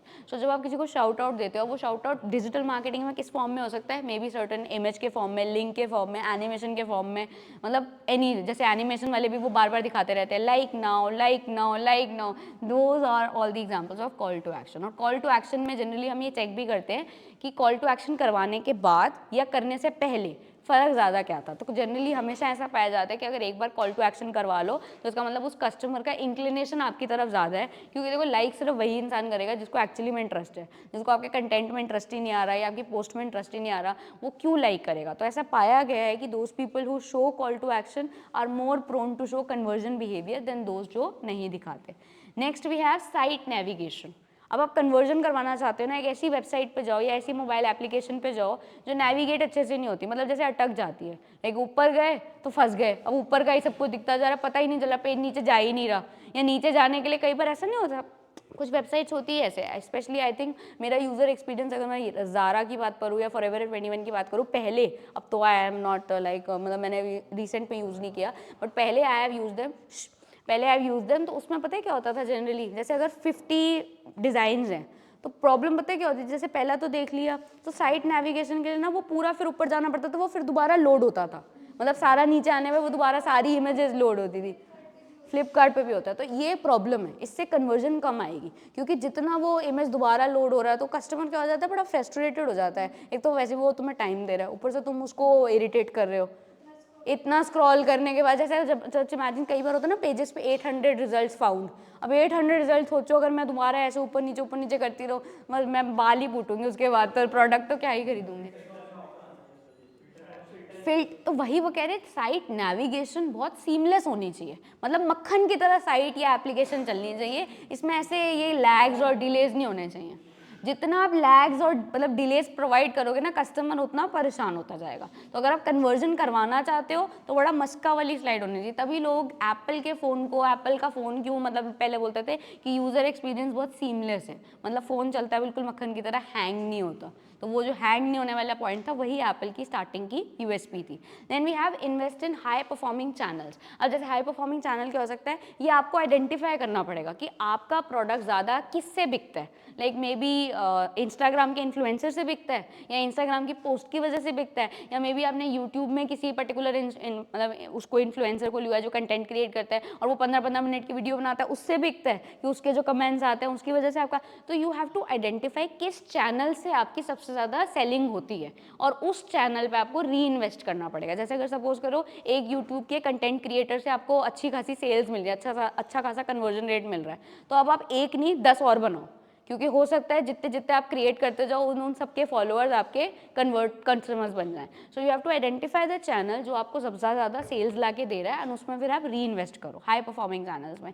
Then review support ticket. Support tickets का मतलब यही है जैसे हर दूसरे दिन या हर एक हफ्ते में अपनी वेबसाइट को रिव्यू करो, जो अगर कस्टमर सजेशंस आ रहे हैं, कस्टमर कंप्लेंट्स आ रही हैं, उनको पे अटेंशन करो, उनको रिव्यू करो।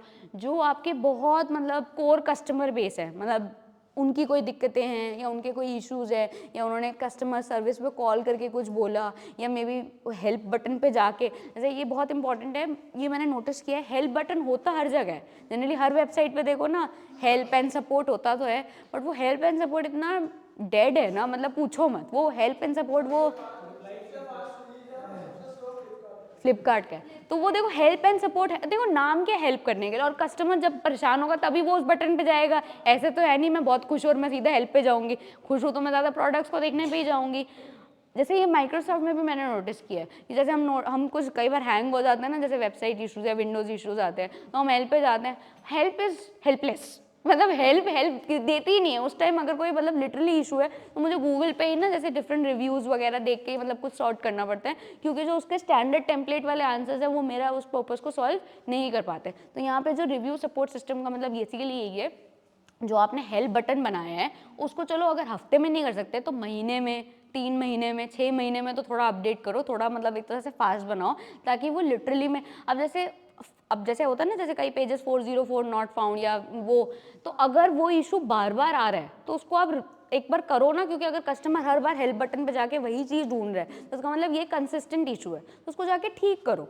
So this is what they are trying. और बहुत कम ब्रांड्स होती है जो इस पर मतलब एक तरह से, जैसे अभी एग्जाम्पल भी आ गया कि अगर फ्लिपकार्ट ये नहीं करे तो उसका मतलब Flipkart is not getting so much customers, जो शायद अमेजन का अभी भी एक नीश बना हुआ है। तो अगर वो करना शुरू कर दे तो हो सकता है फ्लिपकार्ट भी अमेजन का मार्केट शेयर खा जाए। किसकी वजह से होता है? कुछ कंपनीज ने कम्युनिटी बनाई हुई है तो उनमें हमें आधे से ज़्यादा हमारे फॉलो हो जाते हैं। तो उन्हें ना ये चीज़ हेल्प में भी डाल देनी चाहिए कि जैसे हेल्प में जाते हो ना बहुत सारे सब ऑप्शन आते हैं ना, तो सब ऑप्शन में पहला ऑप्शन कम्युनिटी ही बना दो कि जैसे ही वो हेल्प में जाए वो डायरेक्टली कम्युनिटी पे जाए, वो हो गया ना एक तरह से लिंक थ्रू लिंक हो गया। तो उससे क्या हो जाएगा, बड़ा डायरेक्टेड आंसर मिल जाएगा कि ठीक है हमें नीचे टेम्पलेट्स पे जाने की जरूरत ही नहीं है, कम्युनिटी पे जाओ और हो जाएगा। अगर वो इस चीज़ का एडवर्टीजमेंट नहीं कर रहे तो उसका मतलब ये भी उनका कम है, क्योंकि आप कुछ चीज़ कर रहे हो बट आप उसको, मार्केटिंग तो क्या है, दिखाना ना हमें नहीं ये किया। अब जैसे मम्मा बोलती ना मैंने पेड़ लगाए, क्या उन्होंने ये पता उन्होंने कितने पेड़ लगाए, और ये किसी कस्टमर ने ये शैम्पू लेने से पहले पूछा अच्छा बताओ कितने पेड़ लगाए थे, फिर मैं शैम्पू खरीदूंगा। यू सी, मार्केटिंग में एडवर्टाइजमेंट तो हो रहा है कि हम देश के लिए बहुत कर रहे हैं, हम ये बहुत कर रहे हैं, बट आस्क आप क्या कर रहे हो, तो वो जब आस्क शुरू हो जाएगा ना तब I think more accountability will be there. Ma'am support के लिए अब तो मोस्टली यार कंपनीज के पास बॉट्स होते हैं अपने, उसी से ही लोगों का तो वो बॉट्स इसलिए यूज़ करना शुरू है। इवन आपको ये तुम लोगों ने शायद अगर जब MBA वगैरह में एडमिशन ढूंढोगे तो बहुत यूनिवर्सिटीज़ के बॉट्स होते हैं। जैसे उस यूनिवर्सिटी पे जाओ ना, मतलब मुझे अगर कोई और भी काम होगा ना, मैं एडमिशन वाली आगे प्रगति खड़ी हो जाती है, hello I am Pragati, I will help you with admission. तो मतलब मुझे वो कई बार मुझे वो इरिटेटिंग भी लगता है, क्योंकि मैं किसी और पर्पज़ के लिए गई हूँ। मैं जैसे किसी फैकल्टी की डिटेल ढूंढने के लिए गई हूँ और वो सडनली वो आ जाएगी और वो मेरा पीछा नहीं छोड़ती 5 मिनट तक, तो वो अपना पूरा मैसेज मुझे दिखा के ही जाती है। तो कई बार वो इरिटेटिंग भी होता है। बट हाँ, अब ये बॉट्स वाली चीज़ भी आ गई है कि उसको बहुत ऑटोमेटिक कर दिया है इसमें, तो है ना, वो आ जाती है। हाँ, तो ये डिफरेंट डिफरेंट जितनों ने बनाए हैं वो कहीं ना कहीं सपोर्ट हेल्पलाइन कॉल बहुत कम यूज़ करते लोग, क्योंकि कॉल सपोर्ट अब बहुत कम हो गया। मतलब जैसे वो कॉल वाला सिस्टम तो कम, और उसका एक रीज़न भी है। लाइक मेरा तो पर्सनल एक्सपीरियंस है, बैंकिंग की कॉल करो ना अगर वो कभी, तो वो मतलब 1 घंटे से पहले मैं फ्री नहीं होंगी, तो मेरा सॉल्यूशन तो मुझे मिलना नहीं, क्योंकि वो हाँ, आप हमारी लाइन पे बने रहिए, आपको बहुत बहुत धन्यवाद, फिर वो खाना सुनाएंगे, आप हमारी लाइन पे बने रहिए, आपको बहुत इतना। पहली बात तो मैं ना अपना देखूंगी सैटरडे, जो मेरा बिल्कुल वेला सैटरडे होगा ना, मैं उस दिन उन्हें कॉल करूंगी अपने ग्रीवेंस के लिए। अदरवाइज तो मेरे को सबसे बेस्ट ये लगता है बैंक चले जाओ और वहीं पे अपना सॉल्व करवा लो, क्योंकि ये कॉल करने वाला तो बहुत ही इरिटेटिंग है, बहुत ही, मतलब मैंने इवन एयरटेल की भी ट्राई की है कस्टम।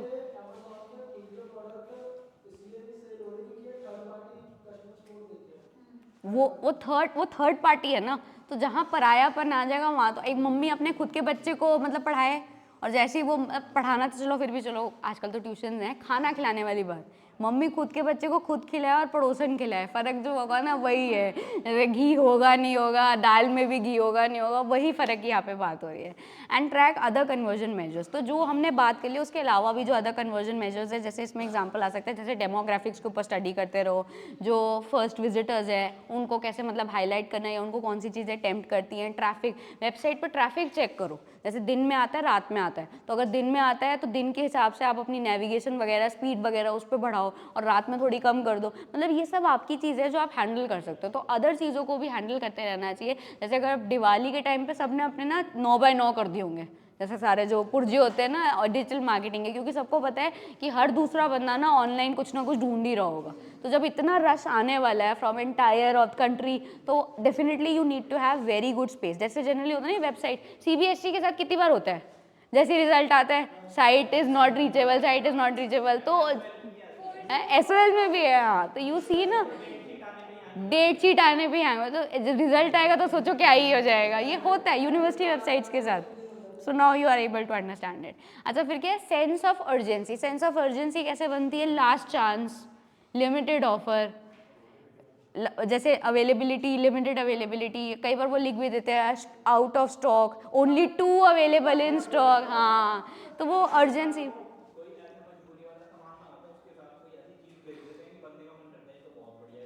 हाँ, मतलब कुछ ना अर्जेंसी क्रिएट करते हैं, क्योंकि सेंसेस हमारे बहुत ज़्यादा है। जब मैं वो फोमो बोलती हूँ ना, वो ख़त्म होने वाला है। जैसे वो बोलते नहीं है, जैसे लिमिटेड एडिशन स्टॉक, जैसे वो एडवर्टाइजमेंट में बता देते हैं ना, जल्दी चले जाओ जियो मार्ट पे सिर्फ 2 दिन की सेल है।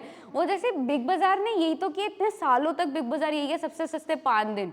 वो ऐसा क्रिएट कर देता था, वो एक अर्जेंसी बना देता था कि बस 5 दिन के बाद तो जैसे सामान ही नहीं मिलेगा, तो लोग पता नहीं क्या क्या पेप्सी फ्रूट्स ड्रिंक्स कुछ भी, मतलब कुछ भी लेकर आ रहे हैं, मतलब क्योंकि उनको लगता था बस यही है, इसके बाद तो शायद ग्रॉसरीज मिलनी बंद हो जाएंगी। ग्रॉसरीज के टाइम, हाँ, लॉकडाउन के टाइम पे क्या हुआ था, बिस्किट ही खत्म हो गया। मतलब पार्ले जी, मतलब ऐसी हालत हो गई थी घर में, मतलब जैसे नॉर्मल बिस्किट, पार्ले जी नॉर्मल बिस्किट, कोई बहुत लग्जरी तो है नहीं, दुकान पे जा रहे पार्ले जी नहीं है, बताओ। अच्छा, पार्ले जी के जो भाई बहन होते टाइगर टूगर सब बिक गए, तो मतलब कोई ब्रांड अवेलेबल नहीं, ऐसी अर्जेंसी क्रिएट कर दी। तो क्रिएट एन अर्जेंसी, बहुत अच्छे से सेलिंग हो जाती है तब। मोबाइल फ्रेंडली, मतलब एप्लीकेशंस वगैरह को जो मोबाइल्स पे लोड होती हैं वो भी बहुत यूज़र फ्रेंडली होना चाहिए। मतलब iOS है या सैमसंग का एंड्रॉयड है, उस पर वो बेसिकली दोनों पे वर्क करना चाहिए। अच्छा, फिर create a content that attracts. Attractive content कौन सा होता है? 2 तरीके से वो अट्रैक्टिव हो सकता है। पहली बात तो वो रेलेवेंट होना चाहिए, जो भी चीज़ देख रहे हो, जैसे फैशन या ब्यूटी इन्फ्लुएंसर्स होते हैं, या मे बी ये जो एडवेंचर इन्फ्लुएंसर्स होते हैं, वो रेलेवेंट ही बनाते हैं ना। जैसे अगर उनको पता है कि अगर वो बॉडी बिल्डर है तो वो कंटेंट ऐसा ही बनाएगा जो जनरली जो उनको बॉडी बिल्ड करनी है उनके लिए रेलेवेंट है। अब वो बॉडी बिल्डर अगर साइकिलिंग करने लग जाएगा, वो रेलेवेंस थोड़ी सी खत्म हो जाएगी, या बॉडी बिल्डर अगर खाना बनाने लग जाएगा, थोड़ी सी रेलेवेंस खत्म हो जाएगी। सो जितना आप रेलेवेंट रखोगे कंटेंट को, वो उतना अट्रैक्टिव होगा। लाइक रणवीर बरार, वो जनरली वो एड्स भी ऐसे ही करते हैं जिसमें खाना वाना या मसाले वगैरह ही इलस्ट्रेट है। अगर जैसे रणबीर बरार कल को अगर वो आ जाए ना, ये उसने किया है, वो पहले वाला कौन था, हाँ संजीव कपूर। संजीव कपूर अब करता है क्योंकि वो पुराना हो चुका है। तो अगर संजीव कपूर आज एरियल बेच रहा है ना, तो दैट इज समथिंग, क्योंकि वो बहुत सालों से मसाले बेच चुका है। बट रणवीर बरार अगर एकदम से सडनली एरियल के ऐड में आएगा ना, तो वो थोड़ा डाइजेस्ट करना मुश्किल हो जाएगा। ये हुआ था जब टाइगर श्रॉफ निरमा के ऐड में आया था, ये ऋतिक रोशन निरमा के ऐड में आया था कि ये यहाँ क्या कर रहा है, बट वो कुछ भी कर रहा था। वो एक्चुअली निरमा तो ठीक है वो बेच रहा था, पर वो कुछ भी कर, वो वही कर रहा था जो वो करता है। सो दिस इज व्हाट, जितना रेलेवेंट रहेगा उतना वो बेटर रहेगा, अट्रैक्टिव ज़्यादा बनेगा। एक्सेसिबल का मतलब यही है, मतलब ईजी टू रीच होना चाहिए। मतलब जैसे कई बार हम पता है क्या करते हैं, बहुत फैंसी नाम भी रख लेते हैं, और वो फैंसी नाम ऐसा होता है जो ऑडियंस के साथ क्लिक नहीं करता। तो थोड़ा सा एक्सेसिबल बनाने के लिए वही नाम रखो जो ऑडियंस के साथ, जैसे उस दिन हम नाम रख रहे थे ना, जैसे हील्स वाला, तो हमने कितने अतरंगी अतरंगी नाम सोचे थे, बट एट द एंड हमने ऐसा ही कोई नाम सोचा जो थोड़ा सा मतलब सूटेबल था फॉर द इंडियन ऑडियंस। अब जैसे आप बहुत ही ज़्यादा जैसे फ्लाइंग शूज़, तो वो थोड़ा ऐसा हो जाएगा कि मतलब इतना इंडियन ऑडियंस नहीं, तो इंडियन ऑडियंस को तो थोड़ा देसी नाम ज़्यादा बेटर रहेगा, क्योंकि वो उनके साथ थोड़ा एक्सेसिबल में ज़्यादा हो जाएगा। Now let's come to the last part. Acquisition हो गया, कन्वर्जन हो गया, अब रिटेंशन क्या है, ये सबसे लास्ट है बट सबसे इंपॉर्टेंट है। क्योंकि जस्ट इमेजिन अगर आपने इतनी मेहनत करके, देखो एक्विजिशन से मेहनत कर रहे हो, कन्वर्जन में मेहनत करी, इतनी मेहनत करके अगर मैंने 50 कस्टमर्स बनाए, और इस 50 में से मैं 50, चलो 50 में से 50 रखना तो थोड़ा बहुत ज़्यादा ओवर हो जाता है, आइडियल हो जाता है, बट एटलीस्ट 50 में से 25 तो रखो, 30 तो रखो। अगर 30 भी नहीं रख पा रहे, 20 भी नहीं रख पा रहे, तो इसका मतलब जितनी सारी मेहनत करी ना वो सब बकवास है। और ये जनरली कब होता है, हाँ कंपनी बंद कर दो। और ये जनरली कब होता है, तुम्हारे केस में अगर रिटेंशन बनाओ तो क्या होता है, पढ़ना शुरू करते हो 10 ईयर्स में से पढ़ी जा रहे हो, पढ़ी जा रहे हो, पढ़ी जा रहे हो। किसकी वजह से होता है, प्रोडक्ट खराब हो, सर्विस खराब हो, या मतलब वही ना कस्टमर सेटिस्फैक्शन में कुछ ना कुछ इश्यूज आ रहे हैं। तो तुम्हारे हिसाब से बताती हूँ, जैसे सेटिस्फैक्शन और यूटिलिटी एक जैसे कॉन्सेप्ट होते हैं ना, तुम शुरू करते हो 10 ईयर से पढ़ना, अगर पढ़ने का बिल्कुल फ्रेम ऑफ माइंड ही नहीं है, तो जितना मर्जी आंसर्स को लर्न करो, रिटेंशन एक आंसर की नहीं होती। तो सुबह से पढ़ना शुरू किया, बट क्योंकि पढ़ने का वो कहते हैं ना एक माहौल ही नहीं था, या इन्वायरमेंट ही नहीं था, या फ्रेम ऑफ माइंड ही नहीं था, तो जितने भी 10-15 क्वेश्चन याद किए होंगे ना, एंड में आके वो सब रिटेंशन, यार पढ़ा तो बहुत कुछ था, याद तो कुछ भी नहीं आ रहा, तो वो रिटेंशन ही नहीं है। तो इसीलिए रिटेंशन का होना बहुत ज़रूरी है। एटलीस्ट अगर 10 भी पढ़े हैं तो 10 में से 5 रिटेन होने चाहिए एंड ऑफ द डे पे। तो अगर वो 10 भी से 5 भी रिटेन नहीं हो रहे, इसका मतलब कुछ ना कुछ कमी रहेगी कहीं ना कहीं पढ़ते वक्त। तो यही ब्रांड्स के लिए भी है कि अगर 5 भी रिटेन नहीं हो रहे 10 में से कस्टमर्स, तो कुछ ना कुछ पूरी जर्नी में प्रॉब्लम है। जैसे प्रॉब्लम्स के एग्जांपल सेटिस्फैक्शन हो गया, प्रोडक्ट फेलियर हो गया, क्वालिटी फेलियर हो गया, तो उनको अब हम देखते हैं। तो यहाँ पे जैसे कुछ दिया है ना, जैसे कई कस्टमर्स, कई कंपनीज के अंदर 20%, कई कंपनीज के अंदर 25%, मतलब डिफरेंट कंपनीज के अंदर रिटेंशन रेट अलग अलग होते हैं, क्योंकि ब्रांड्स को भी पता होते हैं कोई कस्टमर LIC की तरह नहीं है कि ज़िंदगी के साथ भी ज़िंदगी के बाद भी कस्टमर है, ट्रैक्ट होगा कहीं ना कहीं दूसरी जगह भटकेगा, but at the end you have to see कि मेरी इंडस्ट्री की वजह से या मेरी इंडस्ट्री के अंदर मेरा क्या होना चाहिए, मतलब रिटेंशन रेट क्या होना चाहिए। अब यहाँ पे आप एक देख सकते हैं रिटेंशन इक्वेशन या रिटेंशन रेट का फॉर्मूला क्या है। हैशटैग का मतलब number of customers eight the end of the period minus number of customers acquired that is during the period upon total number of customers at the beginning into 100। तो इसका मतलब basically मतलब क्या है कि 2023 की बात करें, अगर मैंने 2023 में कितने कस्टमर्स एक्वायर करें, तो सबसे पहले 2023 31 दिसंबर 2023 को मेरे कितने नंबर ऑफ कस्टमर्स थे, उसमें से मैं माइनस करूंगी कि 2023 में मुझे कितने कस्टमर्स मिले। जैसे सपोज करो 31 दिसंबर 2023 को I have like 1 lakh customers, उसमें से 1 लाख में से मुझे सपोज करो 30,000 मिले ही सिर्फ 23 के अंदर, तो माइनस करूंगी ये जो 30,000 हो गए अपॉन जो बिगनिंग में थे। तो बिगनिंग में कितने थे, तो बिगनिंग में कितने होंगे सोच के बताओ। अगर एंड में मेरे पास 1 लाख है, इस साल मुझे 30 मिले तो 70, तो नीचे वो आ जाएगा। तो इससे मुझे ये पता चल जाएगा कि मेरा परसेंटेज क्या चल रहा है। जितना रिटेंशन परसेंटेज हाई होगा उतनी कस्टमर मतलब कंपनी खुश भी होगी, कस्टमर्स भी खुश है और कंपनी भी खुश है। तो दोनों की खुशी में ही म्यूचुअल सेटिस्फैक्शन है, अदरवाइज ना कंपनी खुश होगी ना कस्टमर्स खुश होंगे। तो बेनिफिट्स बेसिकली ये है। मार्केटिंग में हमेशा ये कहा जाता है एक नए कस्टमर को लाना ज़्यादा एक्सपेंसिव होता है देन पुराने को रखना, क्योंकि नए के ऊपर वो सारा होमवर्क करना पड़ रहा है, उसको ईमेल दिखानी पड़ रही है, उसको ऐड दिखाना पड़ रहा है, उसको टेम्पटर क्रिएट करना पड़ रहा है, 50% ले लो, कैशबैक ले लो, रेफरल ले लो, उसके ऊपर आपको वो होमवर्क सारा करना पड़ रहा है। देन अगर जो ऑलरेडी एक बार ले चुका है, 2 बार ले चुका है, उसको रखना आसान होगा, क्योंकि उसके लिए आपको वो सारा होमवर्क दोबारा से नहीं करना पड़ रहा। सो चीपर टू रिटेन कस्टमर्स। दूसरा क्या है, जैसे जैसे कस्टमर आपके साथ रहेगा, कस्टमर का एक ट्रस्ट, एक लॉयल्टी क्रिएट होती जाएगी। जैसे LIC के लिए अगर आज हम ये टैगलाइन भी यूज़ कर पा रहे हैं ना, तो कहीं ना कहीं LIC के अपने एक लॉयल बेस है, और वो लॉयल बेस जनरली कौन से, सारे गवर्नमेंट एम्प्लॉयज़ जो हैं। तो गवर्नमेंट एम्प्लॉयज़ की जनरली पहली पसंद एज अ लाइफ इंश्योरेंस करवाने के लिए LIC होती है, रादर देन दिस प्राइवेट वाला। तो वो एक फील बना ना, एक कस्टमर ट्रस्ट बना है कि जैसे सपोज करो आपकी कल गवर्नमेंट जॉब लगेगी, तो अगर आपके पापा की भी गवर्नमेंट जॉब है तो आपके पापा भी आपको सिर्फ क्या बोलेंगे, LIC बोलेंगे, तो आपके माइंड में वो ट्रस्ट ही आ जाएगा कि ठीक है पापा के पास भी था, दादा के पास भी है, तो चलो मैं भी यही ले लेता हूँ। सो वो ट्रस्ट और लॉयल्टी ऐसे क्रिएट होती है जितने जितने आप कस्टमर्स रिटेन कर पाते हो। दूसरा क्या है, फीडबैक भी बहुत अच्छा मिलेगा। जैसे कई कस्टमर्स तो फीडबैक देते हैं बेकार है, बंद कर दो दुकान, वो एक तरह से आप कह सकते हो मतलब डिसएंगेज्ड फीडबैक्स है। बट कई कस्टमर्स जो सच में आपके ब्रांड को चाहते हैं या सच में ऐसा चाहते हैं कि नहीं तुम्हारी दुकान बंद नहीं होनी चाहिए, वो आपको फीडबैक भी बहुत डायरेक्टेड देंगे कि इस बार आपके ना इस प्रॉब्लम में थे, जो डिलीवरी में प्रॉब्लम थी, प्रोडक्ट क्वालिटी में प्रॉब्लम थी। जैसे अगर आप एक कस्टमर लॉयल कस्टमर हो हल्दीराम के, तो अगर आप हल्दीराम को एक फीडबैक दोगे ना, जैसे सपोज करो उसकी सब्जी में पनीर की क्वालिटी अच्छी नहीं थी, आप बहुत डायरेक्टेड फीडबैक दोगे। आप ऐसे ही नहीं जाके बोल दोगे क्या है यार बकवास है तुम्हारे यहाँ, मज़ा नहीं आता, ये वाली चीज़ें नहीं बोलोगे। आप सीधा बोलोगे कि आपकी ना पनीर की सब्जी में जो इस बार पनीर था वो थोड़ा मतलब क्वालिटी वाइज अच्छा नहीं था, शायद हो सकता है पुराना हो एक दिन का। So you see you are giving a very directed feedback. अब हल्दीराम वाले को आगे सब बोले ना पनीर की सब्जी स्वाद नहीं है, स्वाद नहीं है, स्वाद नहीं है, इसका स्वाद का डेफिनेशन क्या है? स्वाद का तो कुछ भी डेफिनेशन नहीं है, but the thing is very directed कि जैसे नमक ज़्यादा था, जो हम जनरली अपने घर में करते हैं, मम्मी अगर कुछ भी खाना बना रही है हम बहुत डायरेक्टेड फीडबैक देते हैं कि चीनी ज़्यादा थी, नमक कम था, या खटास ज़्यादा हो गई। So directed feedback. Then is engage customers are also very forgiving.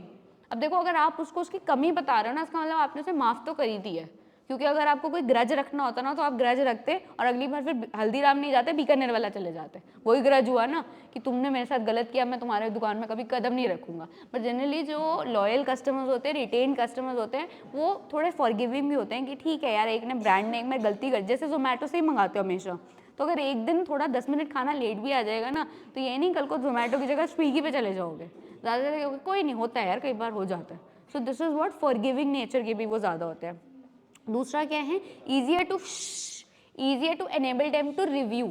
तो अगर आप चाहते हो कि फ्यूचर कस्टमर्स के लिए रिव्यूज़ आएँ, तो अगर वो रिटेन्ड कस्टमर्स रिव्यू करेंगे तो वो ज़्यादा बेटर भी होगा और वो ज़्यादा आप कह सकते हो स्पेसिफिक भी होगा। सो जैसे पेड रिव्यूज़ हम सुनते हैं, तो पेड रिव्यूज़ से बचने का एक तरीका ये है, जो रिटेन्ड कस्टमर्स हैं उनके रिव्यूज़ आप मतलब बेसिकली अपनी वेबसाइट्स पर डालो। सो इसीलिए रिटेंशन बहुत इंपॉर्टेंट है। Now let's come to the different ways जिससे आप कस्टमर्स रिटेंशन कर सकते हो। पहला क्या है, क्वालिटी। तो जो सबसे पहला पॉइंट आपका इंटीग्रिटी या सेटिस्फैक्शन का आया था वो यही है कि सबसे पहले तो अपनी सर्विसेज और अपने प्रोडक्ट्स की क्वालिटी मेंटेन करके रखो। तो ये नहीं, जैसे आपने बहुत ब्रांड्स के लिए सुना होगा, मुझे पता नहीं कितना होगा तुम फॉलो करते हो, पुराने नाम जो जनरली खाने की इंडस्ट्री में भी हमारे यहाँ, जैसे दिल्ली के बहुत पॉपुलर फूड जॉइंट्स हैं जो पता नहीं कितने सालों पुराने हैं, जैसे चाचा के छोले भटूरे सुने होंगे, बिल्ले दी हट्टी सुना होगा। तो अगर इन ब्रांड्स ने अपनी क्वालिटी पे कॉम्प्रोमाइज़ कर लिया तो कस्टमर की रिटेंशन वैसे ही ख़त्म हो जाएगी। मतलब I give you one example, I don't take the name of the joint, खाने पीने का ऐसे ही जॉइंट है, पूड़ी छोले हलवा जैसे। तो मतलब my father was also a customer from them, तो ऑब्वियसली बात है रिटेंशन वाली फीलिंग आ गई ना कि अगर वो भी खरीदता है तो मेरे में भी सेंस आ जाएगा कि हाँ मुझे भी लेना चाहिए। But then suddenly one day I went there और मतलब मुझे ना उनकी दुकान पे घी दिख गया, वनस्पति घी दिख गया। एंड वनस्पति घी एंड यू नो ना इतना डिबेटेबल इशू है कि रिफाइंड तो चलो फिर भी बेटर है, देखो प्योर घी तो बेस्ट होता है, बट अगर वही रिफाइंड हो जाए तो चलो फिर भी चल जाता है। बट वनस्पति इज समथिंग जो जैसे ना डालडा भी वाला घी वाला जो वो पूरा एपिसोड मतलब ना हमारी एक जनरेशन को पता है वो, तो उनके सामने आ जाता है, मतलब that is not good for the heart. तो आजकल जहाँ इतना हार्ट पेशेंट चल रहा है, इतना मतलब ऑलिव ऑयल की बात हो रही है, तो अगर कोई जॉइंट वनस्पति घी यूज़ कर रहा है और वो मैं उसकी बात कर रही हूँ जो पुराना ही एक जॉइंट है, तो इसका मतलब they have compromise with their quality, कहीं ना कहीं उन्होंने अपनी क्वालिटी के साथ खत्म कर दिया। अब क्वालिटी का एग्जांपल क्यों दे रही हूँ, क्योंकि जब मेरे दादाजी और मेरे फादर थे तब वो प्योर घी यूज़ करते थे। Now just to have like profits को बचाने के लिए, मार्जिन कॉस्ट को सेव करने के लिए, अगर उन्होंने एक सस्ता घी यूज़ करना शुरू कर दिया या सस्ते मसाले यूज़ करना शुरू कर दिए, तो कहीं ना कहीं मेरे रिटेंशन के ऊपर क्वेश्चनेबल आ ही जाएगा कि मैं भाई क्यों लूँ इस ब्रांड का। तो अगर मुझे गंदा घी ही खाना तो मैं वो से छोले भटूरे ना खा लूँ, तो मैं क्यों इतनी बड़ी दुकान में आके इन्वेस्ट करूँ अपना time. So quality you have to maintain. Then is crafting personalise content for the audience. तो पर्सनलाइज जितना वो आपके लिए स्पेसिफिक होगा ना, ऐसा मुझे लगेगा हाँ यार ये तो इन्होंने ना मेरे लिए ही बनाया है।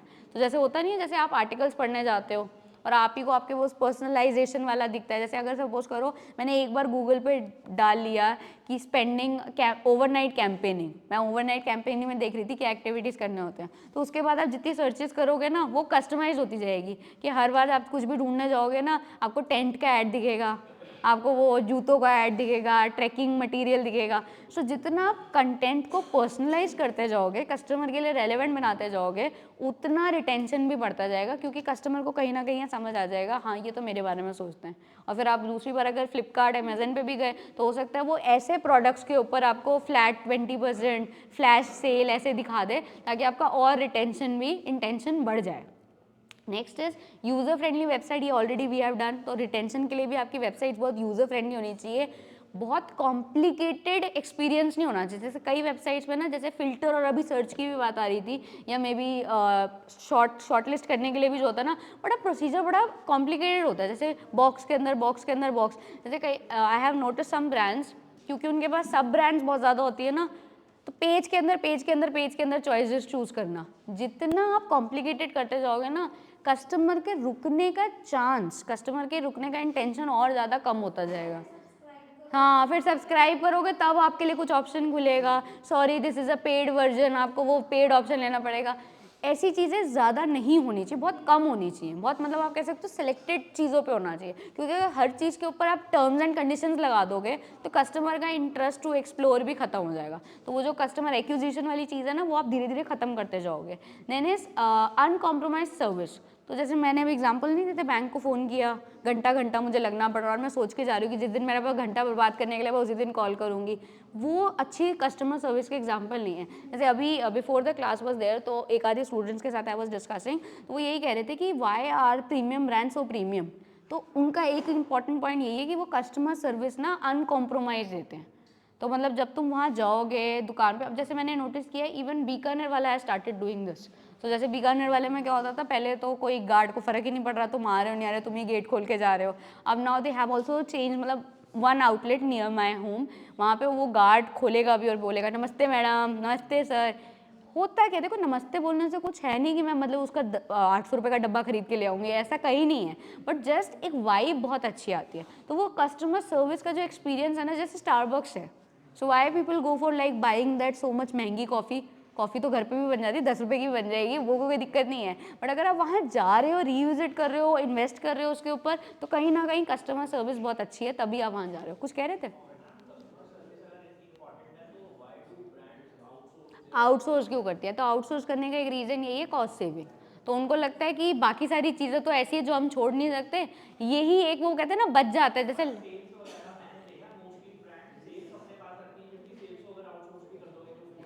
वो पता है सेल्स को इसलिए आउटसोर्स नहीं करती क्योंकि उनको लगता है सेल्स ना directly should be under the control, so that they don't lose the जो की सीक्रेट्स होते हैं ना अबाउट द सेल, जैसे कुछ टर्म्स कुछ कॉन्ट्रैक्ट्स, वो ना चले जाए दूसरी पार्टी के ऊपर।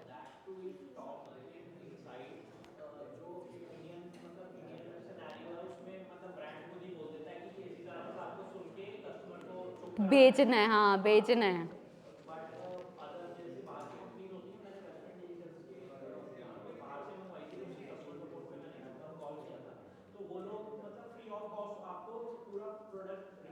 रिप्लेस करके दे देते हैं। नहीं करती, नहीं। इंडिया में ना सर्विस को ना इतना अच्छा,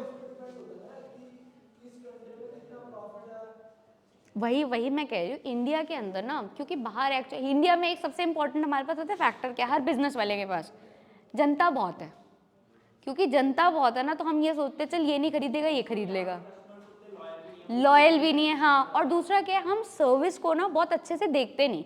मतलब वॉलमार्ट का तो नाम सुना होगा ना, वॉलमार्ट का क्या मतलब टैगलाइन क्या थी जब वॉलमार्ट ने मतलब अपने आप को पिक्चराइज करना शुरू किया, तो वॉलमार्ट ने कहा with every customer within 10 steps there should be somebody to assist the customer।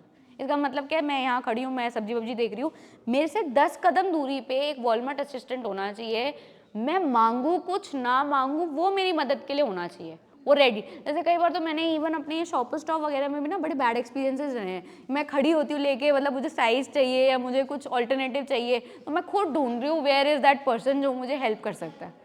तो कई बार तो मैं इतनी फ्रस्ट्रेट हो जाती हूँ, मैं कहती हूँ मत आओ, मैं खुद ही कर लूँगी। वो जैसे बाद में फिर आ भी जाता है ना, मैडम मैं आपकी हेल्प करूँ, मैं कर लूँगी। जब तुमने आना ही नहीं, when I needed you the most, तो मैं खुद ही कर लूँगी। तो वो सेल्फ सर्विस ना फिर अपने अंदर आ जाती है। This is something bad related to the customer service. Customer service इसका मतलब उस ब्रांड की या उस पर्टिकुलर जॉइंट की अच्छी नहीं है। सिमिलरली पता नहीं तुम लोगों ने ये वाला ब्रांड का नाम सुना है, रिट्स कार्लटन का नाम सुना है? रिट्स बहुत पॉपुलर 5 स्टार, मतलब इंटरनेशनल 5 स्टार। और तो रिट्स की पता टैगलाइन ही क्या है? We are ladies and gentleman serving ladies and gentleman. देखो मतलब सर्विस कितने डीएनए में घुसी हुई है कि जो लोग एम्प्लॉइज काम कर रहे हैं, they two are ladies and gentleman and they are made to serve different ladies and gentleman. So अगर हमारे डीएनए में घुस जाए कि हमें कस्टमर के लिए काम करना है, तो कुछ गलती होगी नहीं, तो कुछ कमी होगी नहीं, तो अनकॉम्प्रोमाइज वहाँ पे फिर आएगा। Next is engage and re engage. Engage and re engage का बेसिकली मतलब यही है कि अपने सोशल मीडिया एल्गोरिदम्स को, अपने वेबसाइट्स को या कस्टमर्स के साथ जैसे ब्लॉग्स के ऊपर, रिव्यूज़ के ऊपर एंगेज करते रहो, उनके साथ टच में रहो, ताकि अगर वो कुछ भी बोल रहे हैं या इवेंट्स वगैरह कराते रहो, छोटे छोटे फन फेस्ट कराते रहो, क्विजेस कराते रहो, ताकि कस्टमर्स को ऐसा ना लगे ब्रांड ने मुझे छोड़ दिया है, मतलब मझधार में छोड़ दिया है। Next is boosting the loyalty by the dent of digital platform. Platforms basically यही, some content on YouTube, some content on LinkedIn, some content on maybe Instagram, snap, different platforms के ऊपर you can create different content. Then feedback should always be respected. यही बहुत problem है हमारे यहाँ पे ना, हम फीडबैक को नहीं लेते। ये मैंने स्टूडेंट्स में भी देखा है। जैसे अगर कोई प्रेजेंटेशन यहाँ करेगा ना, मैं बोल दूँगी बेटा ये कमी है, अगली बार भी देखना वही कमी रहेगी। I can give you a guarantee on it, क्योंकि हम फीडबैक्स को बहुत सीरियसली नहीं लेते। तो taking feedbacks seriously, taking feedbacks with the respect is also very essential. Then share success. Share success का मतलब क्या है? जो अच्छी ब्रांड्स होती है ना, वो जैसे उनके टॉप कस्टमर्स जो होते हैं या लॉयल कस्टमर्स होते हैं, उनका भी ना जैसे जो मतलब ब्रांड कल्चर अच्छा होता है, वो उनकी भी इमेजेस ना वेबसाइट पे शेयर करते हैं, मतलब उनकी स्टोरीज शेयर करते हैं। तो जैसे loyal customer of the month, loyal customers of the week. तो ऐसे करने से क्या होता है, जब कस्टमर्स के साथ खुद प्रॉफिट्स शेयर हो रहे हैं, उनकी इमेजेस शेयर हो रही है, या उनको कुछ ब्रांड एक तरह से रिवार्ड दे रहा है, तो उनका मन करता है हाँ यार इस ब्रांड को तो छोड़ूंगा नहीं, क्योंकि मेरी फोटो आती है वेबसाइट पे, तो कुछ इंसेंटिव आ जाता है। नेक्स्ट, हाँ इंस्टा, मतलब जैसे सेल्फी, आजकल तो ये शुरू हो गया selfie with the brand, selfie with the हाँ, तो ये सारी चीज़ें मतलब अब धीरे धीरे कल्चर का पार्ट बनती जा रही है। Next is keeping a tab on data. So बहुत इंपॉर्टेंट है, अगर हम रिटेंशन की बात कर रहे हैं तो हम एक पूरा कस्टमर डेटा के ऊपर देखें, उस डेटा से हम निकालेंगे ऐसे कौन से कस्टमर्स हैं जो हमारा जो भी कस्टमर्स कमोडिटी है या हमारी सेल्स है उसमें मैक्सिमम रोल प्ले करते हैं। तो अगर कोई ऐसा कस्टमर है, हाँ प्रीमियम कस्टमर्स कौन से हैं, मतलब जैसे सपोज करो अगर आपके कस्टमर्स ऐसे हैं कि 20% कस्टमर से आपको 80% सेल्स जनरेट हो रही हैं, तो उन 20% को तो किसी कीमत पे नहीं जाने देना, क्योंकि अगर ये चले गए तो वही बिजनेस बंद कर दो, धंधा बंद कर दो, दुकान बंद कर दो।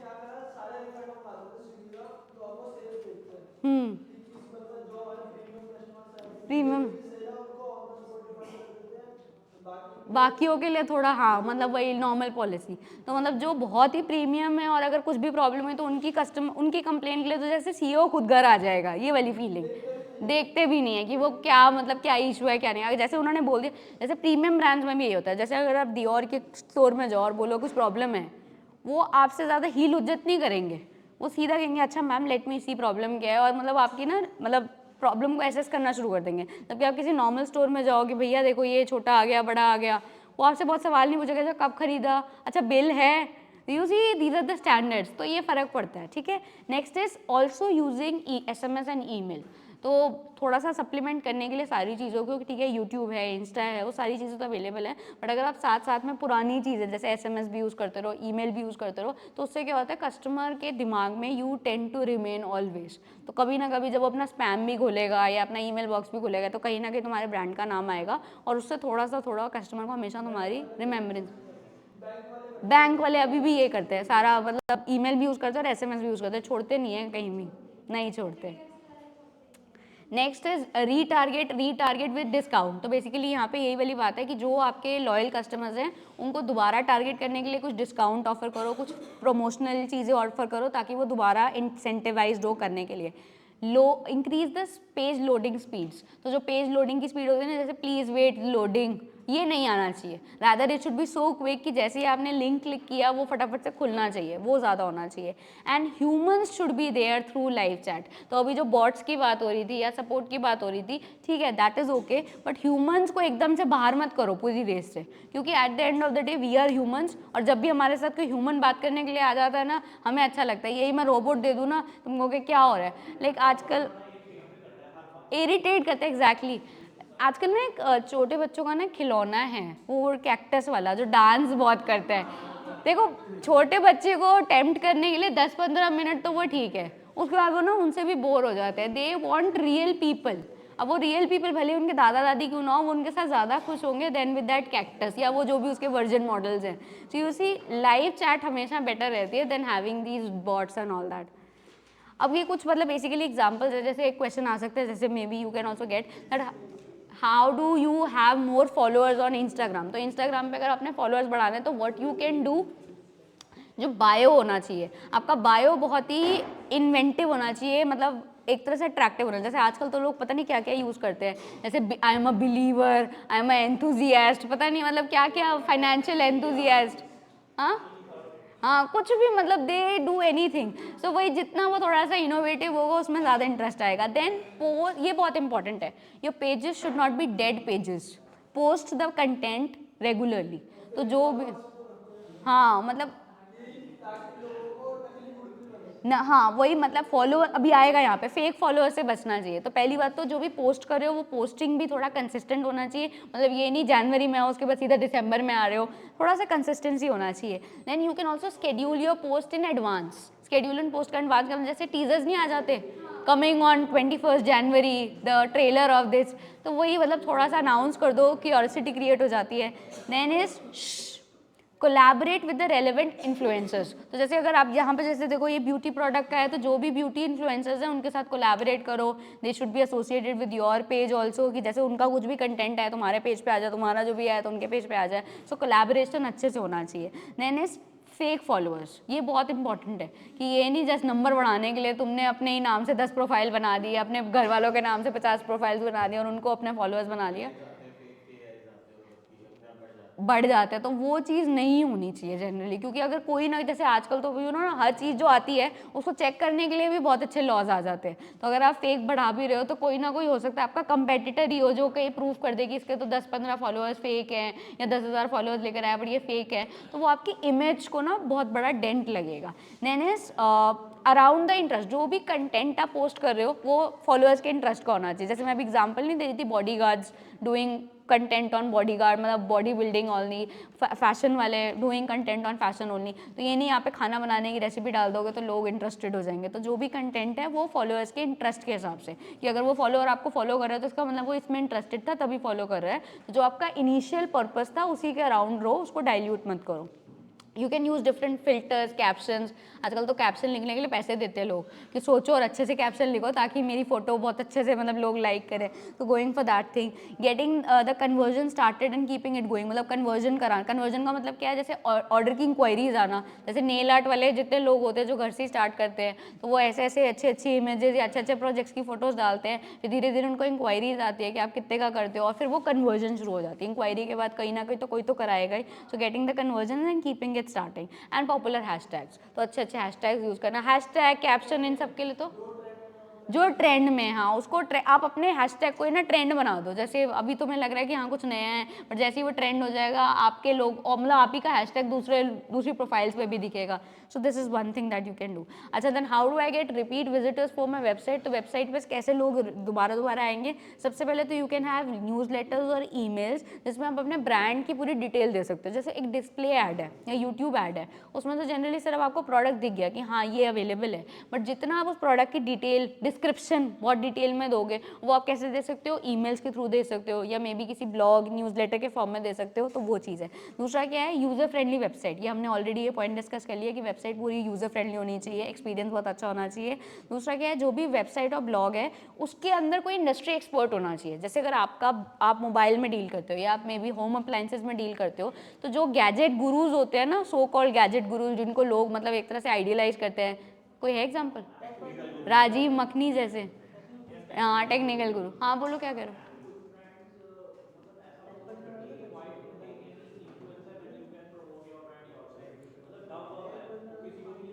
वो किसी को नहीं लेता, नहीं मतलब ये कुछ पॉइंटर्स हैं जो आप यूज़ कर सकते हो, ऐसा नहीं सारे ही यूज़ करने हैं, तो जो आपकी ब्रांड के हिसाब से लो। अब जैसे गाड़ियाँ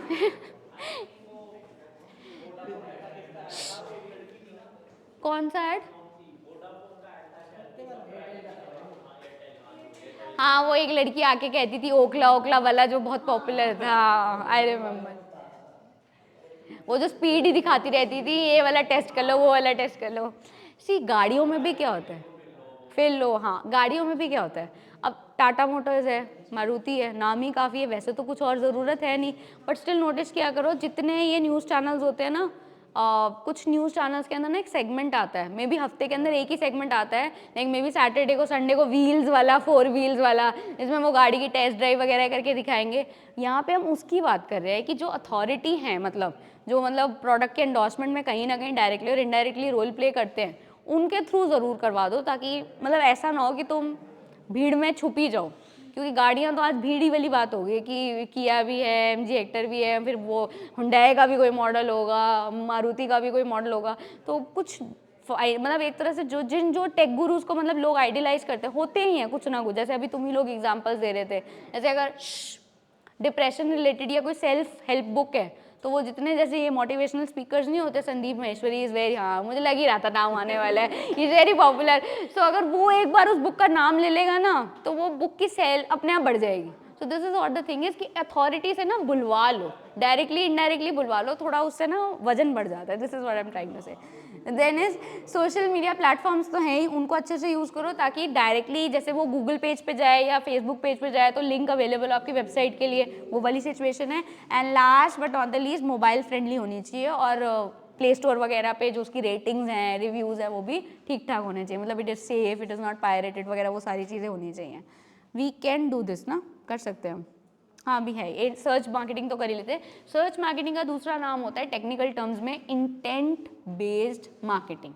तो जो हम सर्च करते हैं उसका मतलब क्या है कि मेरा कुछ इंटेंशन है, मेरा कुछ इंटेंट है। जैसे मैंने एग्जांपल नहीं दिया था, I am going for overnight camping trip, तो मेरा एक इंटेंट है और उसी के लिए मैं सर्च कर रही हूँ।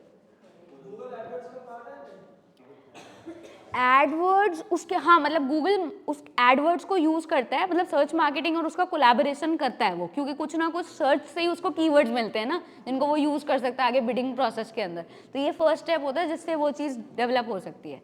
सो देखो, अटेंडेंस हो गई सबकी, किसकी रहेगी? हाँ तो जिनकी रहेगी उनकी लो। सो जनरली डिजिटल मार्केटिंग का जो फर्स्ट स्टेप होता है उसको सर्च मार्केटिंग ही बोला जाता है। Intent based marketing as the term suggest, मैं एक बार डेफिनेशन पढ़ रही हूँ, is the type of marketing which leverages the best of the strength of digital media using the using the exact knowledge of the specific intent of a particular customer। तो generally यहाँ पे आप देख सकते हो लास्ट में जो highlight किया हुआ है, customer through the keywords that are typed searches in the search bar, यहाँ पे फोटो भी दी हुई है उसकी, and is able to get amongst those keywords what the content that he wants to see। So search bar पे आप जाते हो, जो सबसे सिंपल टर्म है सर्च मार्केटिंग। आज गूगल खोलो, गूगल का पेज आता है, वो सर्च बॉक्स आता है, उस सर्च बॉक्स में आप कुछ कीवर्ड्स देखते हो। अब वो कीवर्ड्स के बेसिस पे ही गूगल अपनी जितनी हिस्ट्री में जितने पेजेस या जितना उसके पास रिजल्ट अवेलेबल होता है वो सारा अपना यूनिवर्स का दे देता है। और उसमें हम डिस्कस ही कर रहे थे कि हमारा जनरली काम पहले 2 पेजेस पे हो जाता है, so we never have a tendency to go to the back pages या the last pages.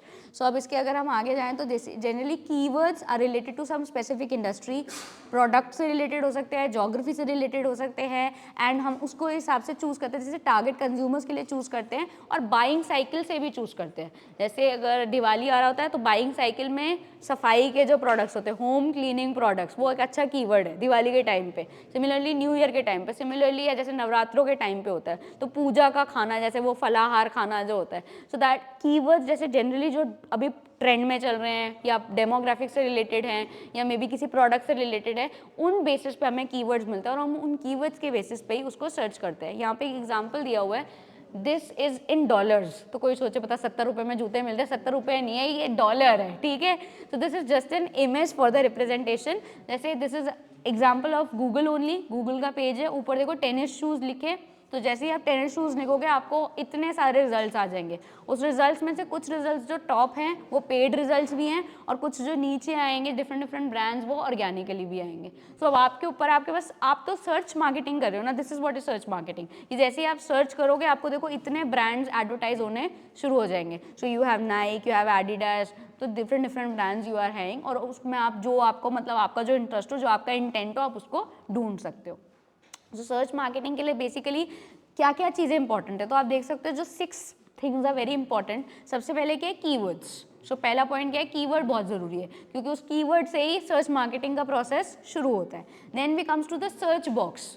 Search box should be very good. कई बार आप नोटिस किया करो, जैसे गूगल में अगर प्रॉब्लम आ रही होती है या आपके इंटरनेट इश्यूज आते हैं, तो सर्च बॉक्स के ऊपर वो टाइप करना या वो सर्च के ऊपर लिखना, कई बार वो थोड़ा सा प्रॉब्लमेटिक इशू आ जाता है, कुछ ना कुछ वरी उसमें प्रॉब्लम आ जाती है। तो search box is the second criteria. दूसरा क्या है, this is very important, crawling and indexing. अब इंडेक्सिंग क्या होता है, क्रॉलिंग क्या होता है?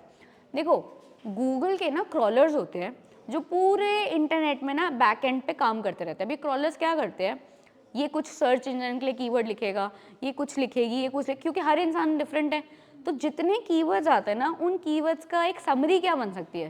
जैसे सपोज करो आपने लिखा टेनिस शूज़, आपने लिखा शूज़ फॉर टेनिस, आप ये क्रॉलिंग वो प्रोसेस है बैक एंड पे ना, जो उनके बॉट्स कलेक्ट करते हैं। जैसे आजकल ह्यूमन तो कर नहीं सकता ना, तो क्रॉलर्स क्या करते रहते हैं कि सारा डेटा लेकर आते हैं, इसके बाद इसका इंडेक्स बनता है। जो मतलब सर्च बॉक्स में जो टाइप्स जाते हैं, कीवर्ड्स जो जाते हैं, वो कीवर्ड्स डिफरेंट इंडिविजुअल्स के लिए जाते हैं। अब वो क्योंकि उसको बिडिंग करवानी है, तो वो बिडिंग के लिए ना हर कीवर्ड पे तो नहीं चाहता, वो जनरली क्या करता है 4, 5, 6 कीवर्ड्स का जो एक सिनोनिम बन सकता है उसको यूज करता है। तो और ये कहाँ से पता चलेगा कि मतलब क्या कीवर्ड्स यूज हो रहा है या क्या कीवर्ड सिनोनिम्स है। जैसे हम इंग्लिश में करते हैं ना, अगर मैं डिसेंट बोलूँ, अगर मैं नाइस बोलूँ, अगर मैं गुड बोलूँ, तो जनरली सारे सिनोनिम्स है ना कि हाँ एक जैसे वर्ड्स है। तो यहाँ पे भी यही चीज़ है, जैसे nice tennis shoes, good tennis shoes, decent tennis shoes, तो गूगल को समझ आ जाएगा, जो उसके क्रॉलर्स है उसको समझ आ जाएगा कि हाँ ये मिलते जुलते वर्ड्स हैं, तो we can use one thing like them.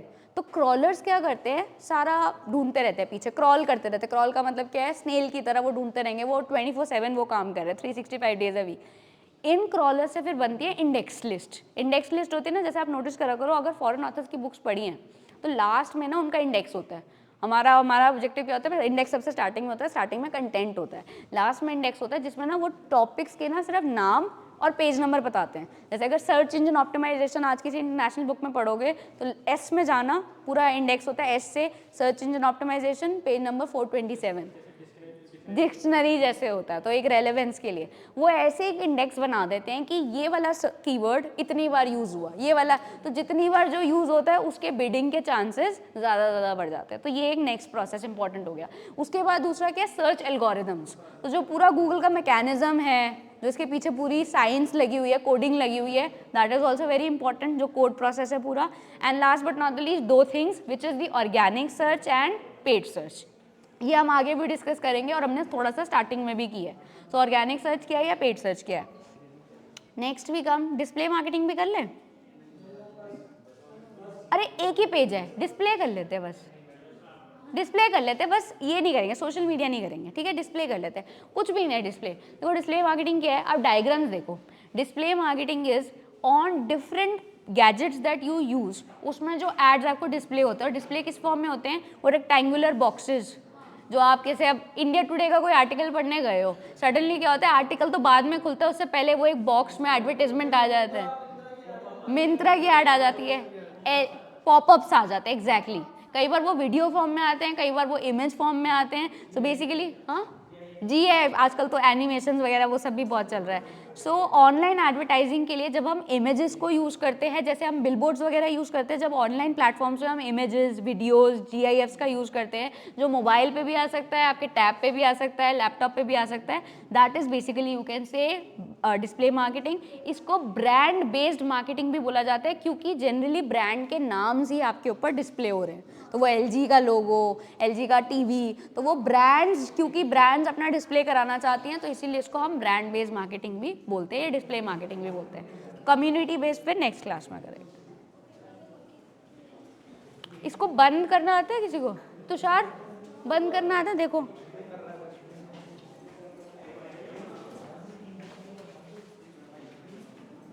Thanks.